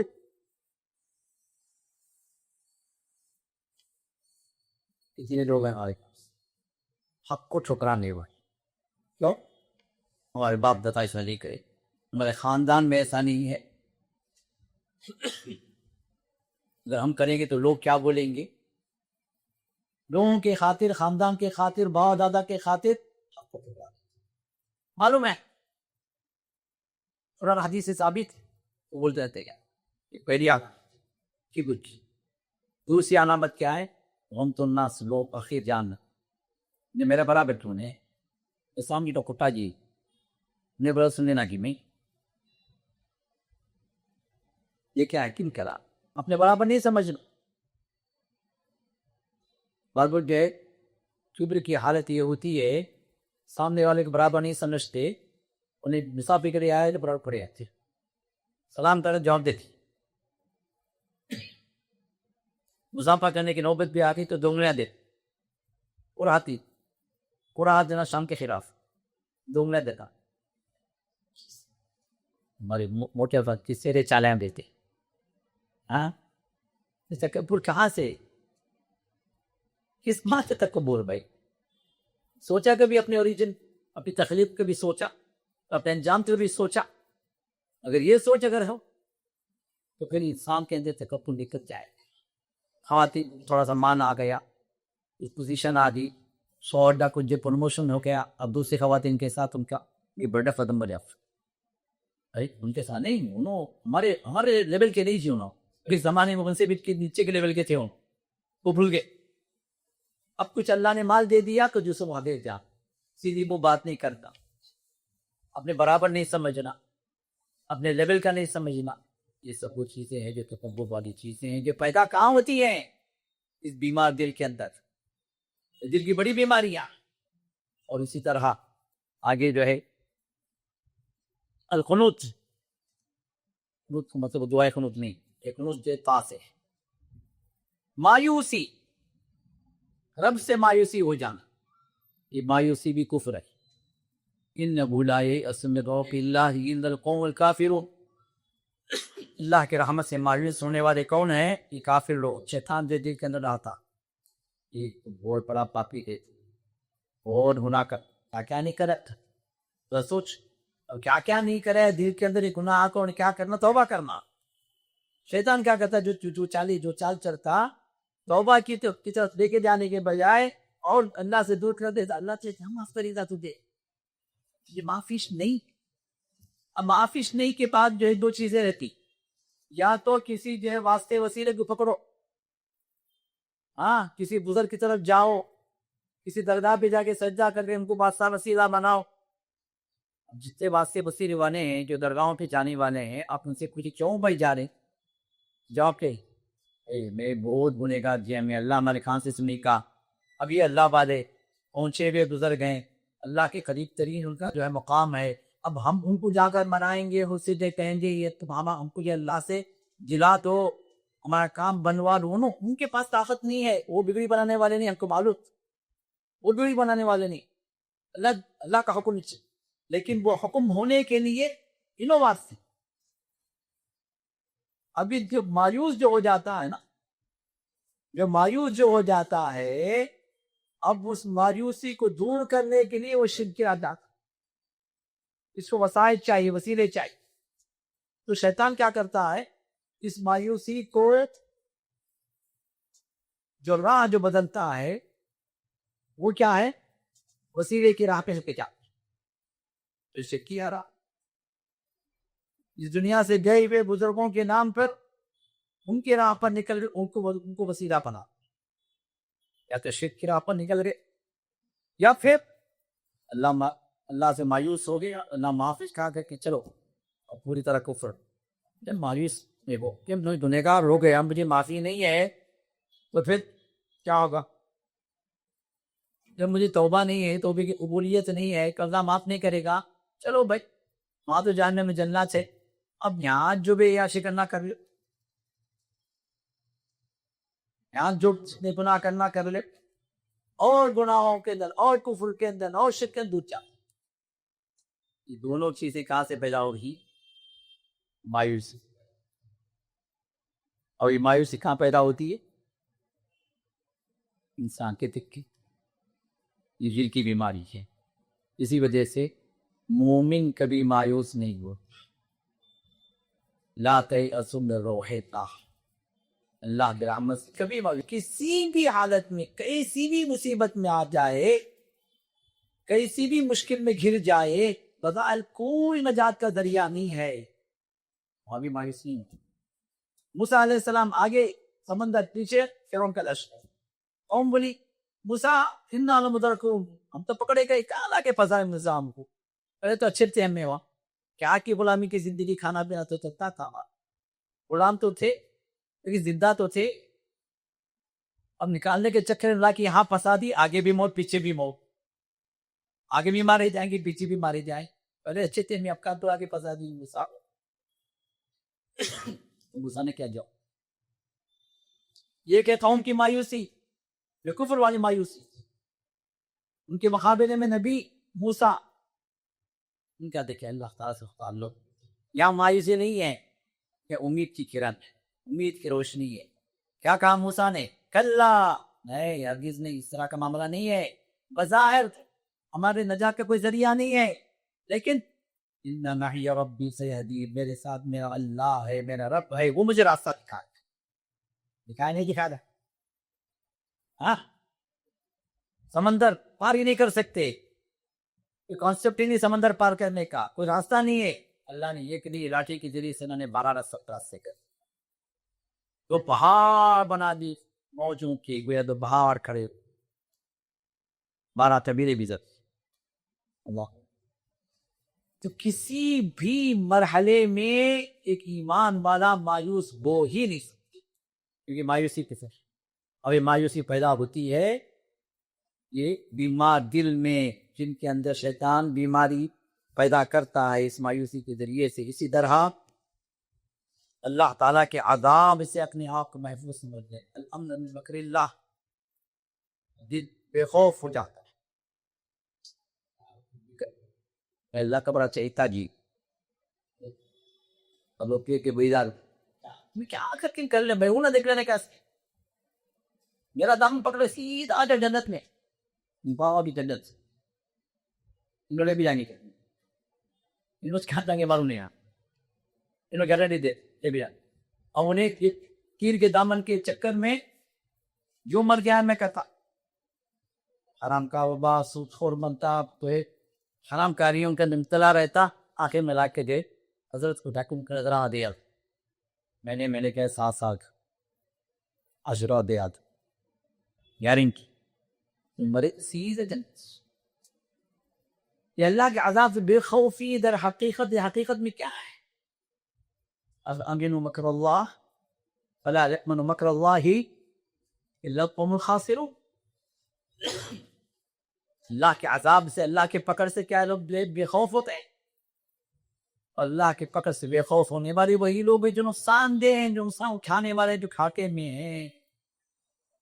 اسی کے وقت میں اللہ کے پکڑ آ سکتے.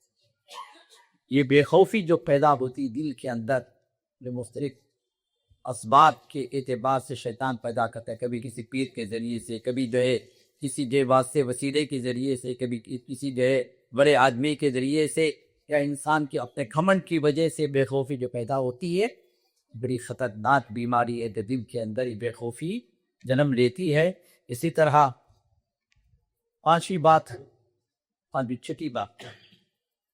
چھٹی بات یہ ہے کہ مسلمانوں کو، اسلام کو کئی نقصان اگر پہنچتا ہے تو دل کو کھلنا چاہیے. دل کے اندر میں تکلیف ہوگی کہ ایمان والے کے لیکن بردو دل کے اندر کو کچھ محسوس ہوتی. ایمان والوں کو نقصان پہنچے، مسلمانوں کو نقصان پہنچے، یہ خوش ہو جاتے ہیں. یہ خوشی در حقیقت وہ بیماری ہے جو بتاتی ہے کہ دل بیمار ہے. یہ منافق ہیں، نفاق ان کے دل میں پل رہا ہے. کیونکہ منافقوں کی علامت کیا ہے؟ اسلام سے نفرت، اسلام کی تعلیمات سے نفرت، اللہ اور اس رسول سے بغض، مسلمانوں سے حسد. یہ ان چیزیں ہیں جو نفاق کی علامتیں ہیں، اور جو کسی مسلمان کو چاہے پورے عالم کے تک کہیں بھی جس زبان کے اندر مسئلے ہو رہے ہیں، فلسطین کے اندر مسلمان ڈوبے ہیں، مسلمان کئی جگہوں پر نقصان اٹھا رہے ہیں. اب ایک کرب ہونا چاہیے، ہمارے دلوں کے اندر اذیت ہونی چاہیے. ہم مدد نہیں کر سکتے لیکن تو دعائیں تو کر سکتے ہیں. ہمارے دل کے اندر ایک تکلیف ہونی چاہیے کہ ہمارے مسلمان یہ عالم میں ہیں. ایک افسوس ہونا چاہیے. جس کی جگہ اگر کسی انسان کے دل کے اندر فرحت ہو، خوشی ہو، مسرت ہو، ہاں خدا ہوں ایسے چمتے، ایسا ہونا ابھی ہونا. ہم کو کس کو ہو؟ یہ ہمارے اپنے بھائی ہیں، ایمان والے ہیں، مسلمان ہیں.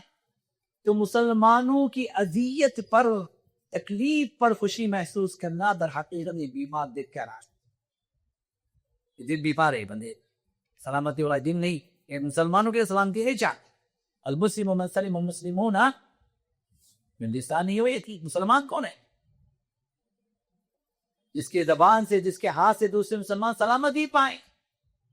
آپ کچھ نہیں کر سکتے، کم سے کم ان کی دعائیں تو کریں. لیکن ان کو دعائیں کے بجائے آپ ان کو بد دعائیں دیں یا کہ ان کی اذیت و مصیبت پر آپ خوش ہوں، سلامتی والا دین نہیں. یہ بیمار تھی. اسی طرح اس کے بعد کی بات جو ہے، لوگوں کے اندر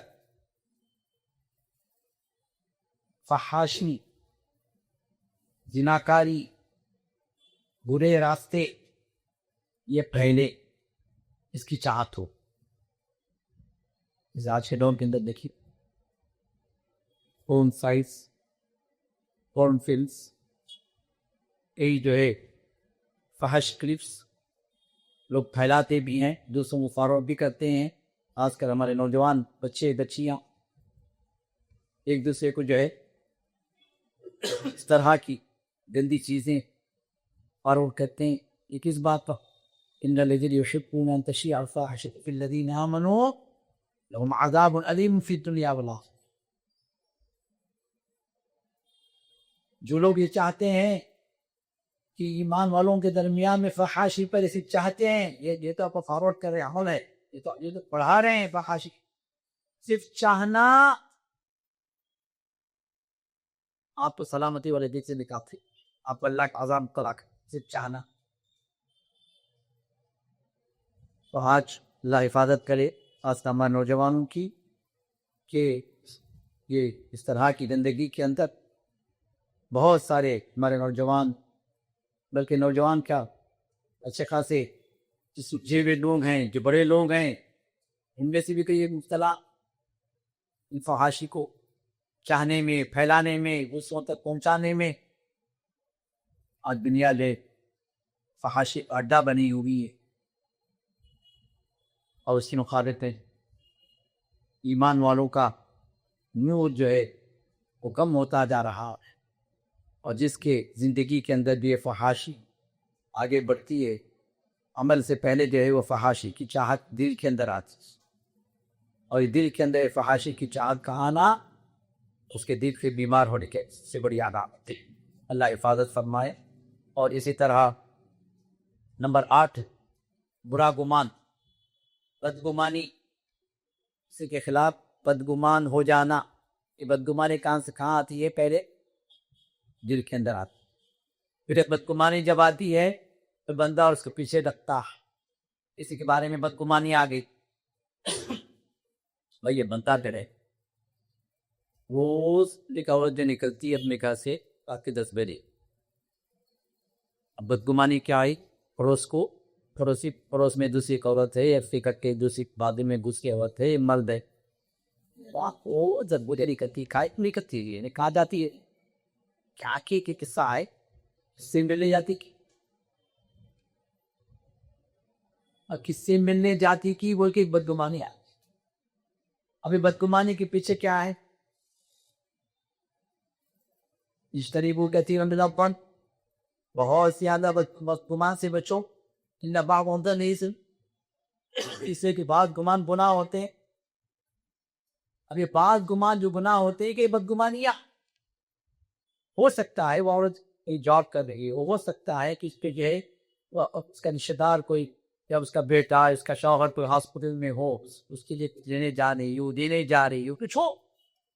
ایک بدگمانی جب آ جاتی ہے تو پھر وہاں پر تجسس ہوتا ہے، وہاں پر ٹو میں رکھتے ہیں، پھر اس کے خلاف جو ہے دوسروں کے سامنے ذکر ہوتا ہے، اور اس کے خلاف سے یہ بدگمانی بدنامی تک لے کے جاتی ہے، جبکہ اس کی حقیقت ہوتی. یہ ہمارے معاشرے کا ایک بہت بڑا مسئلہ ہے. بدگمانیاں، یہ بدگمانیوں کے سے کئی جھگڑے ہیں، یہ بدگمانیوں کے سے کئی گھروں کیا سکون ختم ہو، بھائی آپس میں جو جھگڑوں میں ہیں، گھر کی عورتیں آپس میں جھگڑوں میں، بدگمانیاں ایک دوسرے کے خلاف بدگمان. یہ بدگمانیاں پیدا ہوتی ہیں ان بیمار دلوں کے اندر، اور ایک بڑی بیماری ہے جو دلوں کے اعتبار سے. اور اسی طرح شک، نمبر 8 نمبر 9 شک. اب یہ شک جو ہے جب انسان کے دل کے اندر پیدا ہوتا ہے، کیونکہ شک کے لیے کوئی ہاتھ پیر نہیں ہوتے، شک کی کوئی جڑیں نہیں ہوئی، شک کا کوئی ثبوت نہیں ہو، شک کا ایک وسوسہ ہے، ایک شیطان کھیل کھیلتا ہے. جب اس کی کوئی حقیقت نہیں ہے تو اس شک کی بنیاد پر لوگ جو بڑی بڑی بلڈنگیں تعمیر کر لیں. اس کے روٹس میں اگر دیکھیں، اس کے فاؤنڈیشن پہ دیکھیں، کچھ بھی نہیں ہے، صرف شک. عورت مرد پہ شک کرتی، مرد عورت پہ شک کرتا، پتہ نہیں میرے پیچھے میری بیوی کیا کری، کس سے بات کری، کیا ہوا، پتہ نہیں کیا افیئر چل رہا. خامخواہ شوہر نہیں کرتا، باہر پلکنس، ابھی شیطان ڈالتا ہے، پتہ نہیں کہاں گیا، جا کے کس سے بات کرے، کیا تعلقات ہیں، کیا افیئر چل کر کیا. یہ شک اور شکوک جو ایسے بڑھتے ہیں کہ آگے پھر جھگڑے ہوتے ہیں، اور کئی صرف شک کی بنیاد پر کئی خاندان ختم ہو، طلاقیں ہو گئی، حقیقت میں کچھ بھی نہیں. جس ذکر کریں گے معاملے کے تحت تک جائیں گے کوئی حق. اب شک کی وجہ سے کیا ہے؟ شوہر جو بیوی کے میسیجز، اس کے واٹس ایپ ہیک کرتے بٹوتا، وہ چیک کرتا. اب اللہ نہ کرے ہو سکتا ہے کوئی مس کال آ گیا ہو، کسی کا کوئی میسیج غلط آ گیا ہو، اور اس بنیاد بنا کر معاملہ کھوٹا پڑا. وہی معاملہ عورت شک تک کہ شوہر کے موبائل چیک کرنا شروع کر، کیا ہو، کہیں نہ کہیں کہ فون مل گیا، کسی عورت کا میسیج مل گیا، معاملہ آگے بڑھتا آپس میں اختلافات، تنافر، طلاق خلا. حقیقت بھی نہیں، صرف شک. یہ شک جو ہے ایسی بیماری ہے جو جہاں دل بیمار ہوتے ہیں شک و شبہات والے اس طرح کے لوگوں کے، تو ان کے دل جہاں بیمار ہوتے ہیں ان زندگیاں بھی بیمار پہ یہ گھر بیمار ہو جاتے ہیں. ابھی بیماری جب لا علاج ہو جاتی ہے تو انسان جب بیمار ہو جاتا ہے لا علاج ہو گیا تو مر گیا، تو یہ گھر بھی جب بیمار ہو جاتے ہیں لا علاج ہو جاتے ہیں تو پھر یہ گھر بھی قبرستان بن جاتے ہیں. لوگ زندہ رہتے ہیں مردوں کی طرح، نہ آپس میں محبت، نہ آپس میں کلام، نہ آپس میں سلام، نہ آپس میں بے تعلقات، نہ آپس میں خیر خواہی. یہ وہ گھر ہوتے ہیں تو زندہ تو ہوتے ہیں، جسم تو زندہ ہوتے ہیں، دل مردہ. اللہ رحم فرمائے. تو یہ شک والا معاملہ. اسی طرح نمبر 10 حسد. یہ حسد بھی تو ہے، یہ بھی دل کی وہ بیماری ہے جو حاسد کو پہلے جلاتی ہے، محسود کو بعد میں جلاتی ہے. جس سے حسد کیا جاتا ہے اس کو نقصان بعد میں پہنچتا ہے. جو حسد کرنے والا ہے نقصان پہلے اس کے پہنچتا ہے. کیوں؟ جو حسد کرنے والا ارے چپ نے قبر رکھی اسے اسی دولت داری کی کا نفع ہوا کس سے؟ دو بیکاری. ایک بیماری کو نفع مل گیا، دوسرا ورد دفاع کرو اسے نہیں گیا. اب یہ حسد ایسا اسے نفع ملا، مجھے ملنا چاہیے تو اس کو نہیں ملا. اگر یہ دعا کرے یا اللہ اسے جو نفع دے جتنا دیا وہ مجھے بھی دے دے تو اس میں کوئی گناہ نہیں. یہ رشک ہے، سغبتا کہا گئے، یہ جائز. حسد کیا ہے؟ اسے ملا نا، مجھے نہیں ملا، مجھے نہیں ملا تو اسے بھی نہیں ملنا. ایسا ملا اسے چھوڑ مانی، اسے برباد کر کے رکھو، تباہ کر دوں گا. اب اس کی تباہی کے پیچھے جو سوچ، اس کی فکر، اس کا ٹینشن جو چلتا ہے، اس کی محنتیں پہلے وہ تباہ ہو جاتا ہے. راتوں کی نیند آرام ہو جاتا ہے، خواب بھی وہ دیکھتا ہوں، سکون کی نیند نہیں، چین ختم ہو گیا. اس کو تباہ کرنے کے چکر میں پہلے نہیں تباہ ہو گیا. تو پہلے حسد کرنے والا کون ہے؟ قطع ہے. کون ہے؟ شیطان.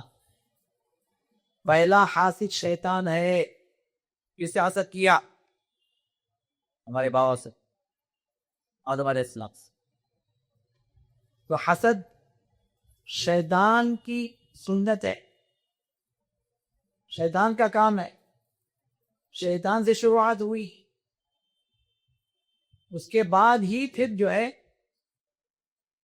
قابیل نے حابیل سے حسد کی. تو آسمان کا بھی پہلا گناہ شیطان کے ذریعے سے جو ہوا حسد ہے، زمین کا بھی پہلا گناہ جو قابیل کے ذریعے سے ہوا حسد. اور اس سے بچنے کے لیے اللہ تعالیٰ نے یہ صورت نازل ہے، قل اعوذ برب الفلق من شر ما خلق ومن شر غاسق اذا وقب ومن شر النفاثات في العقد پھر ومن شر حاسد اذا حسد. اور اللہ حاسد کے شر سے بچا لے جب وہ حسد کرنے لگے. یہ اللہ ہی بچا سکتا ہے. حاسد جب حسد کرتا ہے تو وہاں پر شیطان اپنی آگ لے کر پہنچتا، جو حاسد کو بھی جلا کر خاص کرتا ہے، محسود کو بھی جلا کر خاص کرنے کی کوشش کرتا.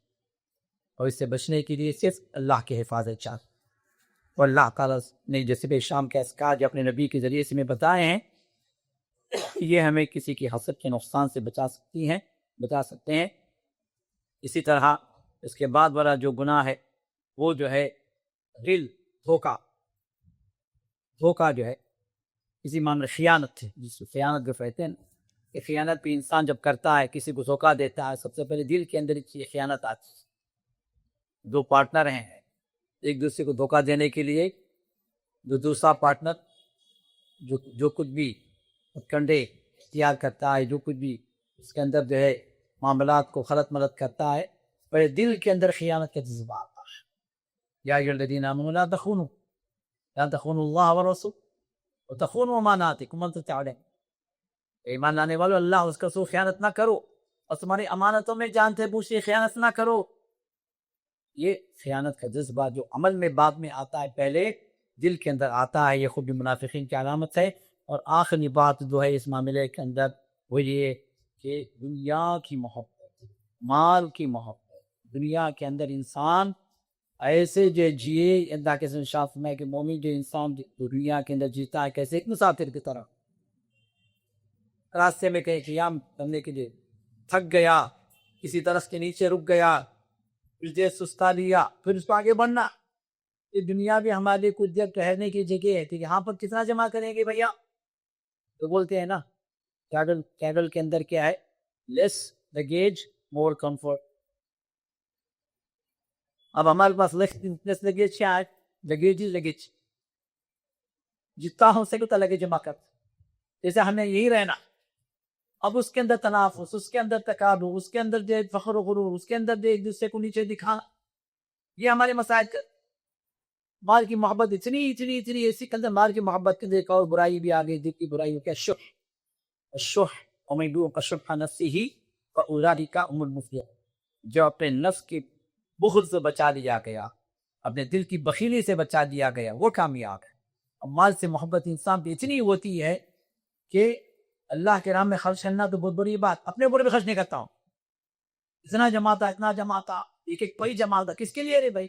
خود فقیر کی طرح دکھتا، ڈھنگ کے کپڑے نہیں پہن، ڈھنگ کا کھانا نہیں کھاتا، ارے اتنا کھاؤں گا تو اتنا خرچہ ہو جائے گا، ارے یہ میں خریدوں گا تو خواہش ہے خریدنے کی، نہیں خریدتا، خرچہ ہو جائے۔ تو کنجوس مکھی چوس جو بولتے ہیں نا، اور مکھی بھی چوستا نہیں، منتخب سے مکھی چوستا، وہ بھی نہیں۔ تو یہ حالت جو انسان کی جب ہو جاتی ہے تو یہ مال اس کے لیے وبال کر جاتا ہے۔ اور رسول اللہ صلی اللہ علیہ وسلم نے کیا ارشاد فرمایا کہ اللہ کے راہ میں خرچ کرو، انفق ينفق عليك، خرچ کرو، تم پر خرچ کیا جائے گا۔ ما نقص مال من صدقہ، صدقے کی وجہ سے کبھی مال کے اندر کمی نہیں آئی، بل تزد، خرچ کرو خرچ کرو، بڑھتا جائے گا بڑھتا جائے گا۔ یہ کہ الشیطان یعدکم الفقر، شیطان جو یہ تمہیں دلوں کے اندر تمہارے دھوکہ دیتا ہے کہ مال خرچ کرو گے اللہ کے راہ میں تو کم ہو جائے گا، فقیری آ جائے گی، نہیں، تو اللہ بڑھائے۔ تو مال دیا ہوا اللہ کا، اللہ کے راہ میں خرچ کرنے سے اللہ تعالیٰ اور بڑھائیں گے، اللہ کا وعدہ اپنے رسول دے، کیونکہ قرآن کے اندر آپ کو معلوم ہے نا وہ حدیث جس کے اندر اللہ کے سیر ارشاد فرماتے ہیں ہر دن 2 فرشتے نازل، ہر صبح 2 فرشتوں کو اللہ اتارتے ہیں آسمان سے۔ ان کا کام کیا ہے؟ ایک فرشتہ دعا کرتا ہے، دوسرا فرشتہ بد دعا کرتا ہے۔ ایک فرشتہ دعا کرتا ہے، دوسرا فرشتہ بد دعا کرتا ہے۔ کیا دعا کرتا ہے؟ اللہم اعط منفقا خلفا، کیا دعا؟ اے اللہ جو تیری راہ میں خرچ کرنے والا ہے اس کو تو اور عطا کر۔ اب دوسری جو خرچ کیا نا اللہ کے راہ میں، وہ اس دعا کو پا گئے۔ سال میں ایک بار زکات دینے والی کو نہیں دعائی، یہ ہر دن جو خرچ کرنے والا اس کے لیے دعا، ہر دل کی دعا، فرش، چاہے آپ 1 روپیہ خرچ کریں وہ دعا پائیں، یہ دعا ملے گی۔ اور دوسرا فرشتہ جو دعا بد دعا کرتا ہے، اللہم اعط ممسکا تلفا، اے اللہ جو تیری راہ میں خرچ کرنے سے روک کے سینٹ کے جمع کر کے، جو دل و جان سے مضبوط کر کے جو رکھ لیتا ہے نا مال کو، اے اللہ اس مال میں تو نقصان پہنچاؤ، برباد کر دے، برکتوں کو اٹھا لے، وہ مال فائدہ مند نہ ہو اس کے لیے، تلف، بربادی کا باعث بن جائے۔ تو ہر دن کچھ نہ کچھ آپ کو بھی، ایک میری چھوٹی سی نصیحت ہے، ہم نے کہا آدمی اللہ نے کچھ نہ کچھ تو دیا، چاہے وہ مالدہ ہو، چاہے متوسط ہو، چاہے غریب سے غریب بھی آدمی اگر ہے بھائی، اللہ کے راہ میں 1 روپیہ 5 روپیہ 10 روپیہ خرچ کرنے میں کچھ مسئلہ ہے، چاہے اس کی ماہانہ آمدنی 5,000 ہو 10,000 ہو، 1 دن میں 5 روپیہ خرچ کرنا، یہ 1 روپیہ اللہ کے راہ میں خرچ کرنا مشکل نہیں، یہ عادت ڈالی روزانہ کا، تاکہ فرشتے کی دعا ہمیں ملے، فرشتوں کی دعا ہمیں ملے اور اس بد دعا سے اپنے آپ کو بچائیں، اور خاص طور بچوں کے ذریعے سے صدقہ و خیرات کیا ہوتا ہے، تاکہ بچے اس عادت سے جوان ہوں، پروان چڑھیں، انہیں آگے بھی اللہ جب مال دے گا تو یہ صدقہ و خیرات کی عادت انہیں پہ اللہ کے راہ میں خرچ کرنے والے بنائے۔ اور یاد رکھیے جو اللہ کے راہ میں خرچ کریں گے وہی ہمارے لیے فائدہ مند ہے۔ اللہ کے سر ارشاد فرماتے ہیں کہ انسان کہتا ہے کہ میرا مال میرا مال میرا مال، اس کا مال تو وہ ہے جو اس نے کھا لیا پی لیا، نمبر ایک۔ دوسرا اس کا مال وہ ہو گیا جو اس نے پہن لیا اوڑھ لیا، اپنے پر خرچ کر لیا، نمبر دو یہ تو ہو گیا خرچ ہو گیا، اور نمبر تین وہ مال اس کا وہ ہے جو اس نے اللہ کے راہ میں آگے بھیج دیا، یہ مال اس کا اللہ کی بینک میں جمع ہو گیا جو آگے کام آنے والا ہے۔ ما عندکم ينفد وما عند اللہ باق، جو کچھ تم نے اللہ کے پاس بھیج دیا ہے وہ جو باقی رہے گا، اور جو تمہارے پاس رہ گیا ہے وہ ختم ہو جائے گا۔ تو انسان اپنا مال جمع کر کے رکھتا ہے، دوسروں کو دے کے جاتا ہے، اس کا مال اگر ساتھ لے کے جانا چاہتا ہے تو اللہ کے راہ میں اللہ نے جو حیثیت دی ہے، اللہ کے راہ میں اس کے لیے جو سہولت اللہ نے اس کو دی ہے وہ خرچ کرے، یہ اس کے لیے اس کا مال بنے گا۔ تو اس اعتبار سے میں یہاں پر ایک بات یہ بھی کہوں گا کہ ابھی یہ مرکز الحمدللہ قائم ہوا ہے، آگے بڑھ رہا ہے اللہ کے توفیق سے۔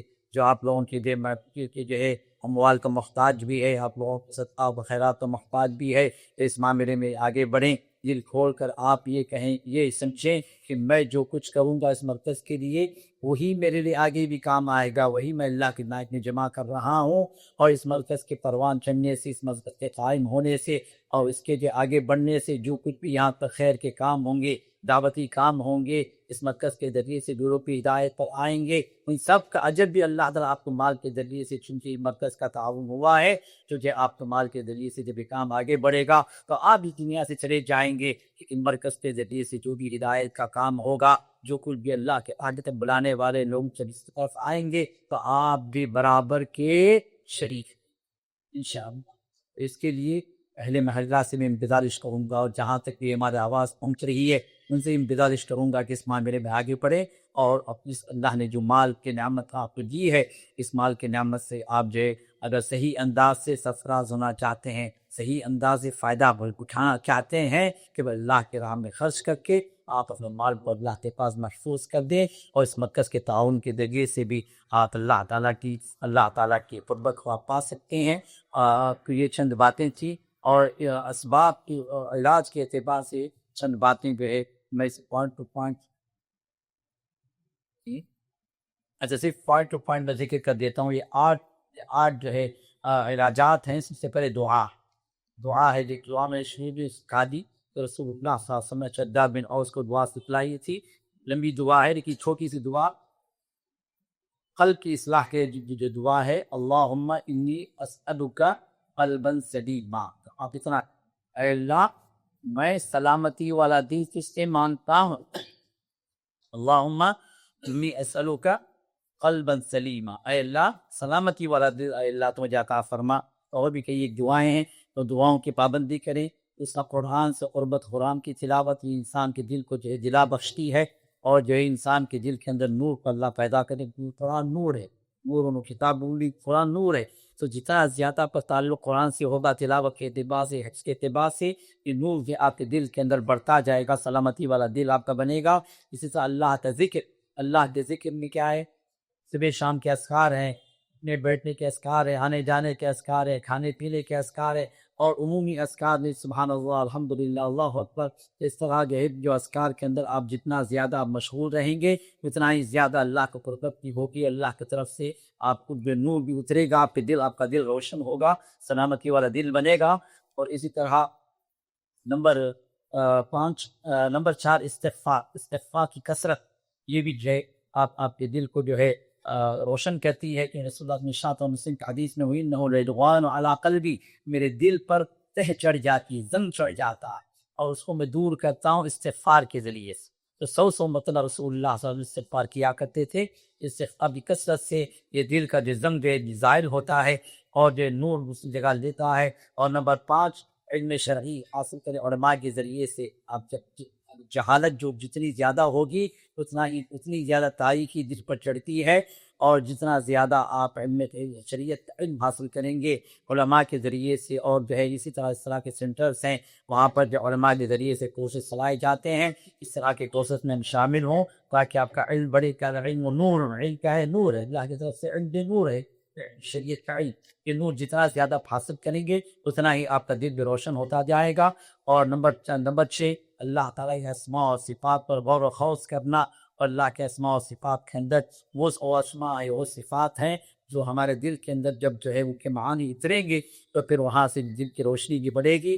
اور نمبر 7 جو ہے محمد رسول اللہ کی سیرت مطالعہ اور صحابہ کی سیرت مطالعہ، جہاں پر جو ہے آپ جو ہے اس چیز کو پھیلانے کے لیے جو مشقتیں آپ اٹھائے، جو صحابہ جو ہے قربانیاں دیے، اس کے ذریعے سے جو آپ کی قربتیں ہوں گی اور دل کا نور جو ہے اس کے اندر بڑھے گا۔ اور نمبر 8 کیا ہے، جہاں تک ہو سکے اجتناب المعاصی، جہاں تک ہو سکے گناہوں سے اپنے آپ کو بچانے کی کوشش کریں۔ اور دل کو خراب کرنے والی جو چیزیں ہیں اس میں کیا ہے، کثرت امام المقیق نے فرمایا دل کو خراب کرنے والی چیزیں کثرت تمنی مطلب زیادہ امیدیں صرف امیدوں میں جینا، تو ایسا ہو جا سکتا، ایسا ہو جائے گا، پچھلے سال کیوں گا تو پھر توبہ گر ہوگا۔ ہماری تمنا کیا ہے، میں توبہ سے دور کر دیتی ہیں۔ اسی طرح دوسروں سے تعلق اللہ کو چھوڑ کر دنیاوی چیزوں سے، دنیا کے اشخاص سے تعلق جتنا زیادہ ہمارا جڑا رہے گا اتنا ہی زیادہ دل خراب ہوگا۔ صحبت سو، برے دوست وہ ہیں، برے ساتھی وہ ہیں جو ہمیں خیر سے دور کر دیتے ہیں اور اس نور سے دور کر دیتے ہیں۔ اسی طرح پیٹ پر کر کھا لینا، پیٹ پر کھانے کے بعد کیا ہے، سستی آ جاتی، اطاعت کا انسان نہیں پڑتا۔ کثرت النوم، زیادہ سوتے رہنا، یہ چیز انسان کو اللہ سے غافل کر دیتی ہے۔ فضول الکلام النظر، اور اس طرح کے بیکار کی چیزوں کو مشغول رہنا، بیکار کی چیزوں کو دیکھنا، بیکار باتوں میں اپنے آپ مشغول رکھنا، یہ خود بھی انسان کے دل پر جو ہے زنگ چڑھا دیتا ہے، دوشی سے محروم کر دیتا ہے۔ دلوں کو بیمار کرنے کے لیے چیزیں ہوتی ہیں، اس سے اپنے آپ کو بچانا ضروری ہے۔ پھر یہ چند چیزیں ہیں جس سے اگر ہم بچیں گے تو انشاءاللہ ہمارا دل جو ہے روشن ہوگا، سلامتی والا دل بنے گا اور جو بیماریوں سے ہم اپنے آپ کو بچا سکیں گے۔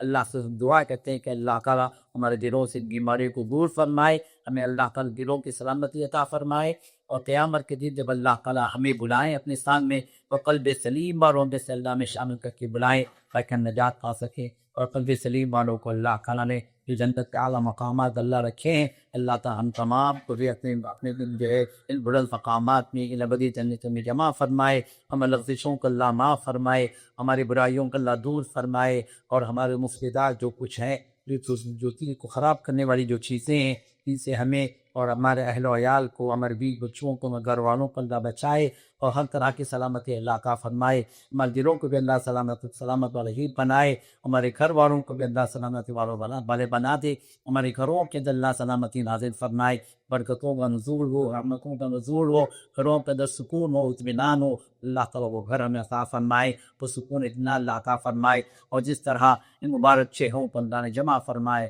اس طرح کی مجلس میں اور اس مجلس میں اور اس طرح کی مجلسوں میں اللہ جمع ہونے کی توفیق دی کو بھی اللہ کا فرماتا ہے۔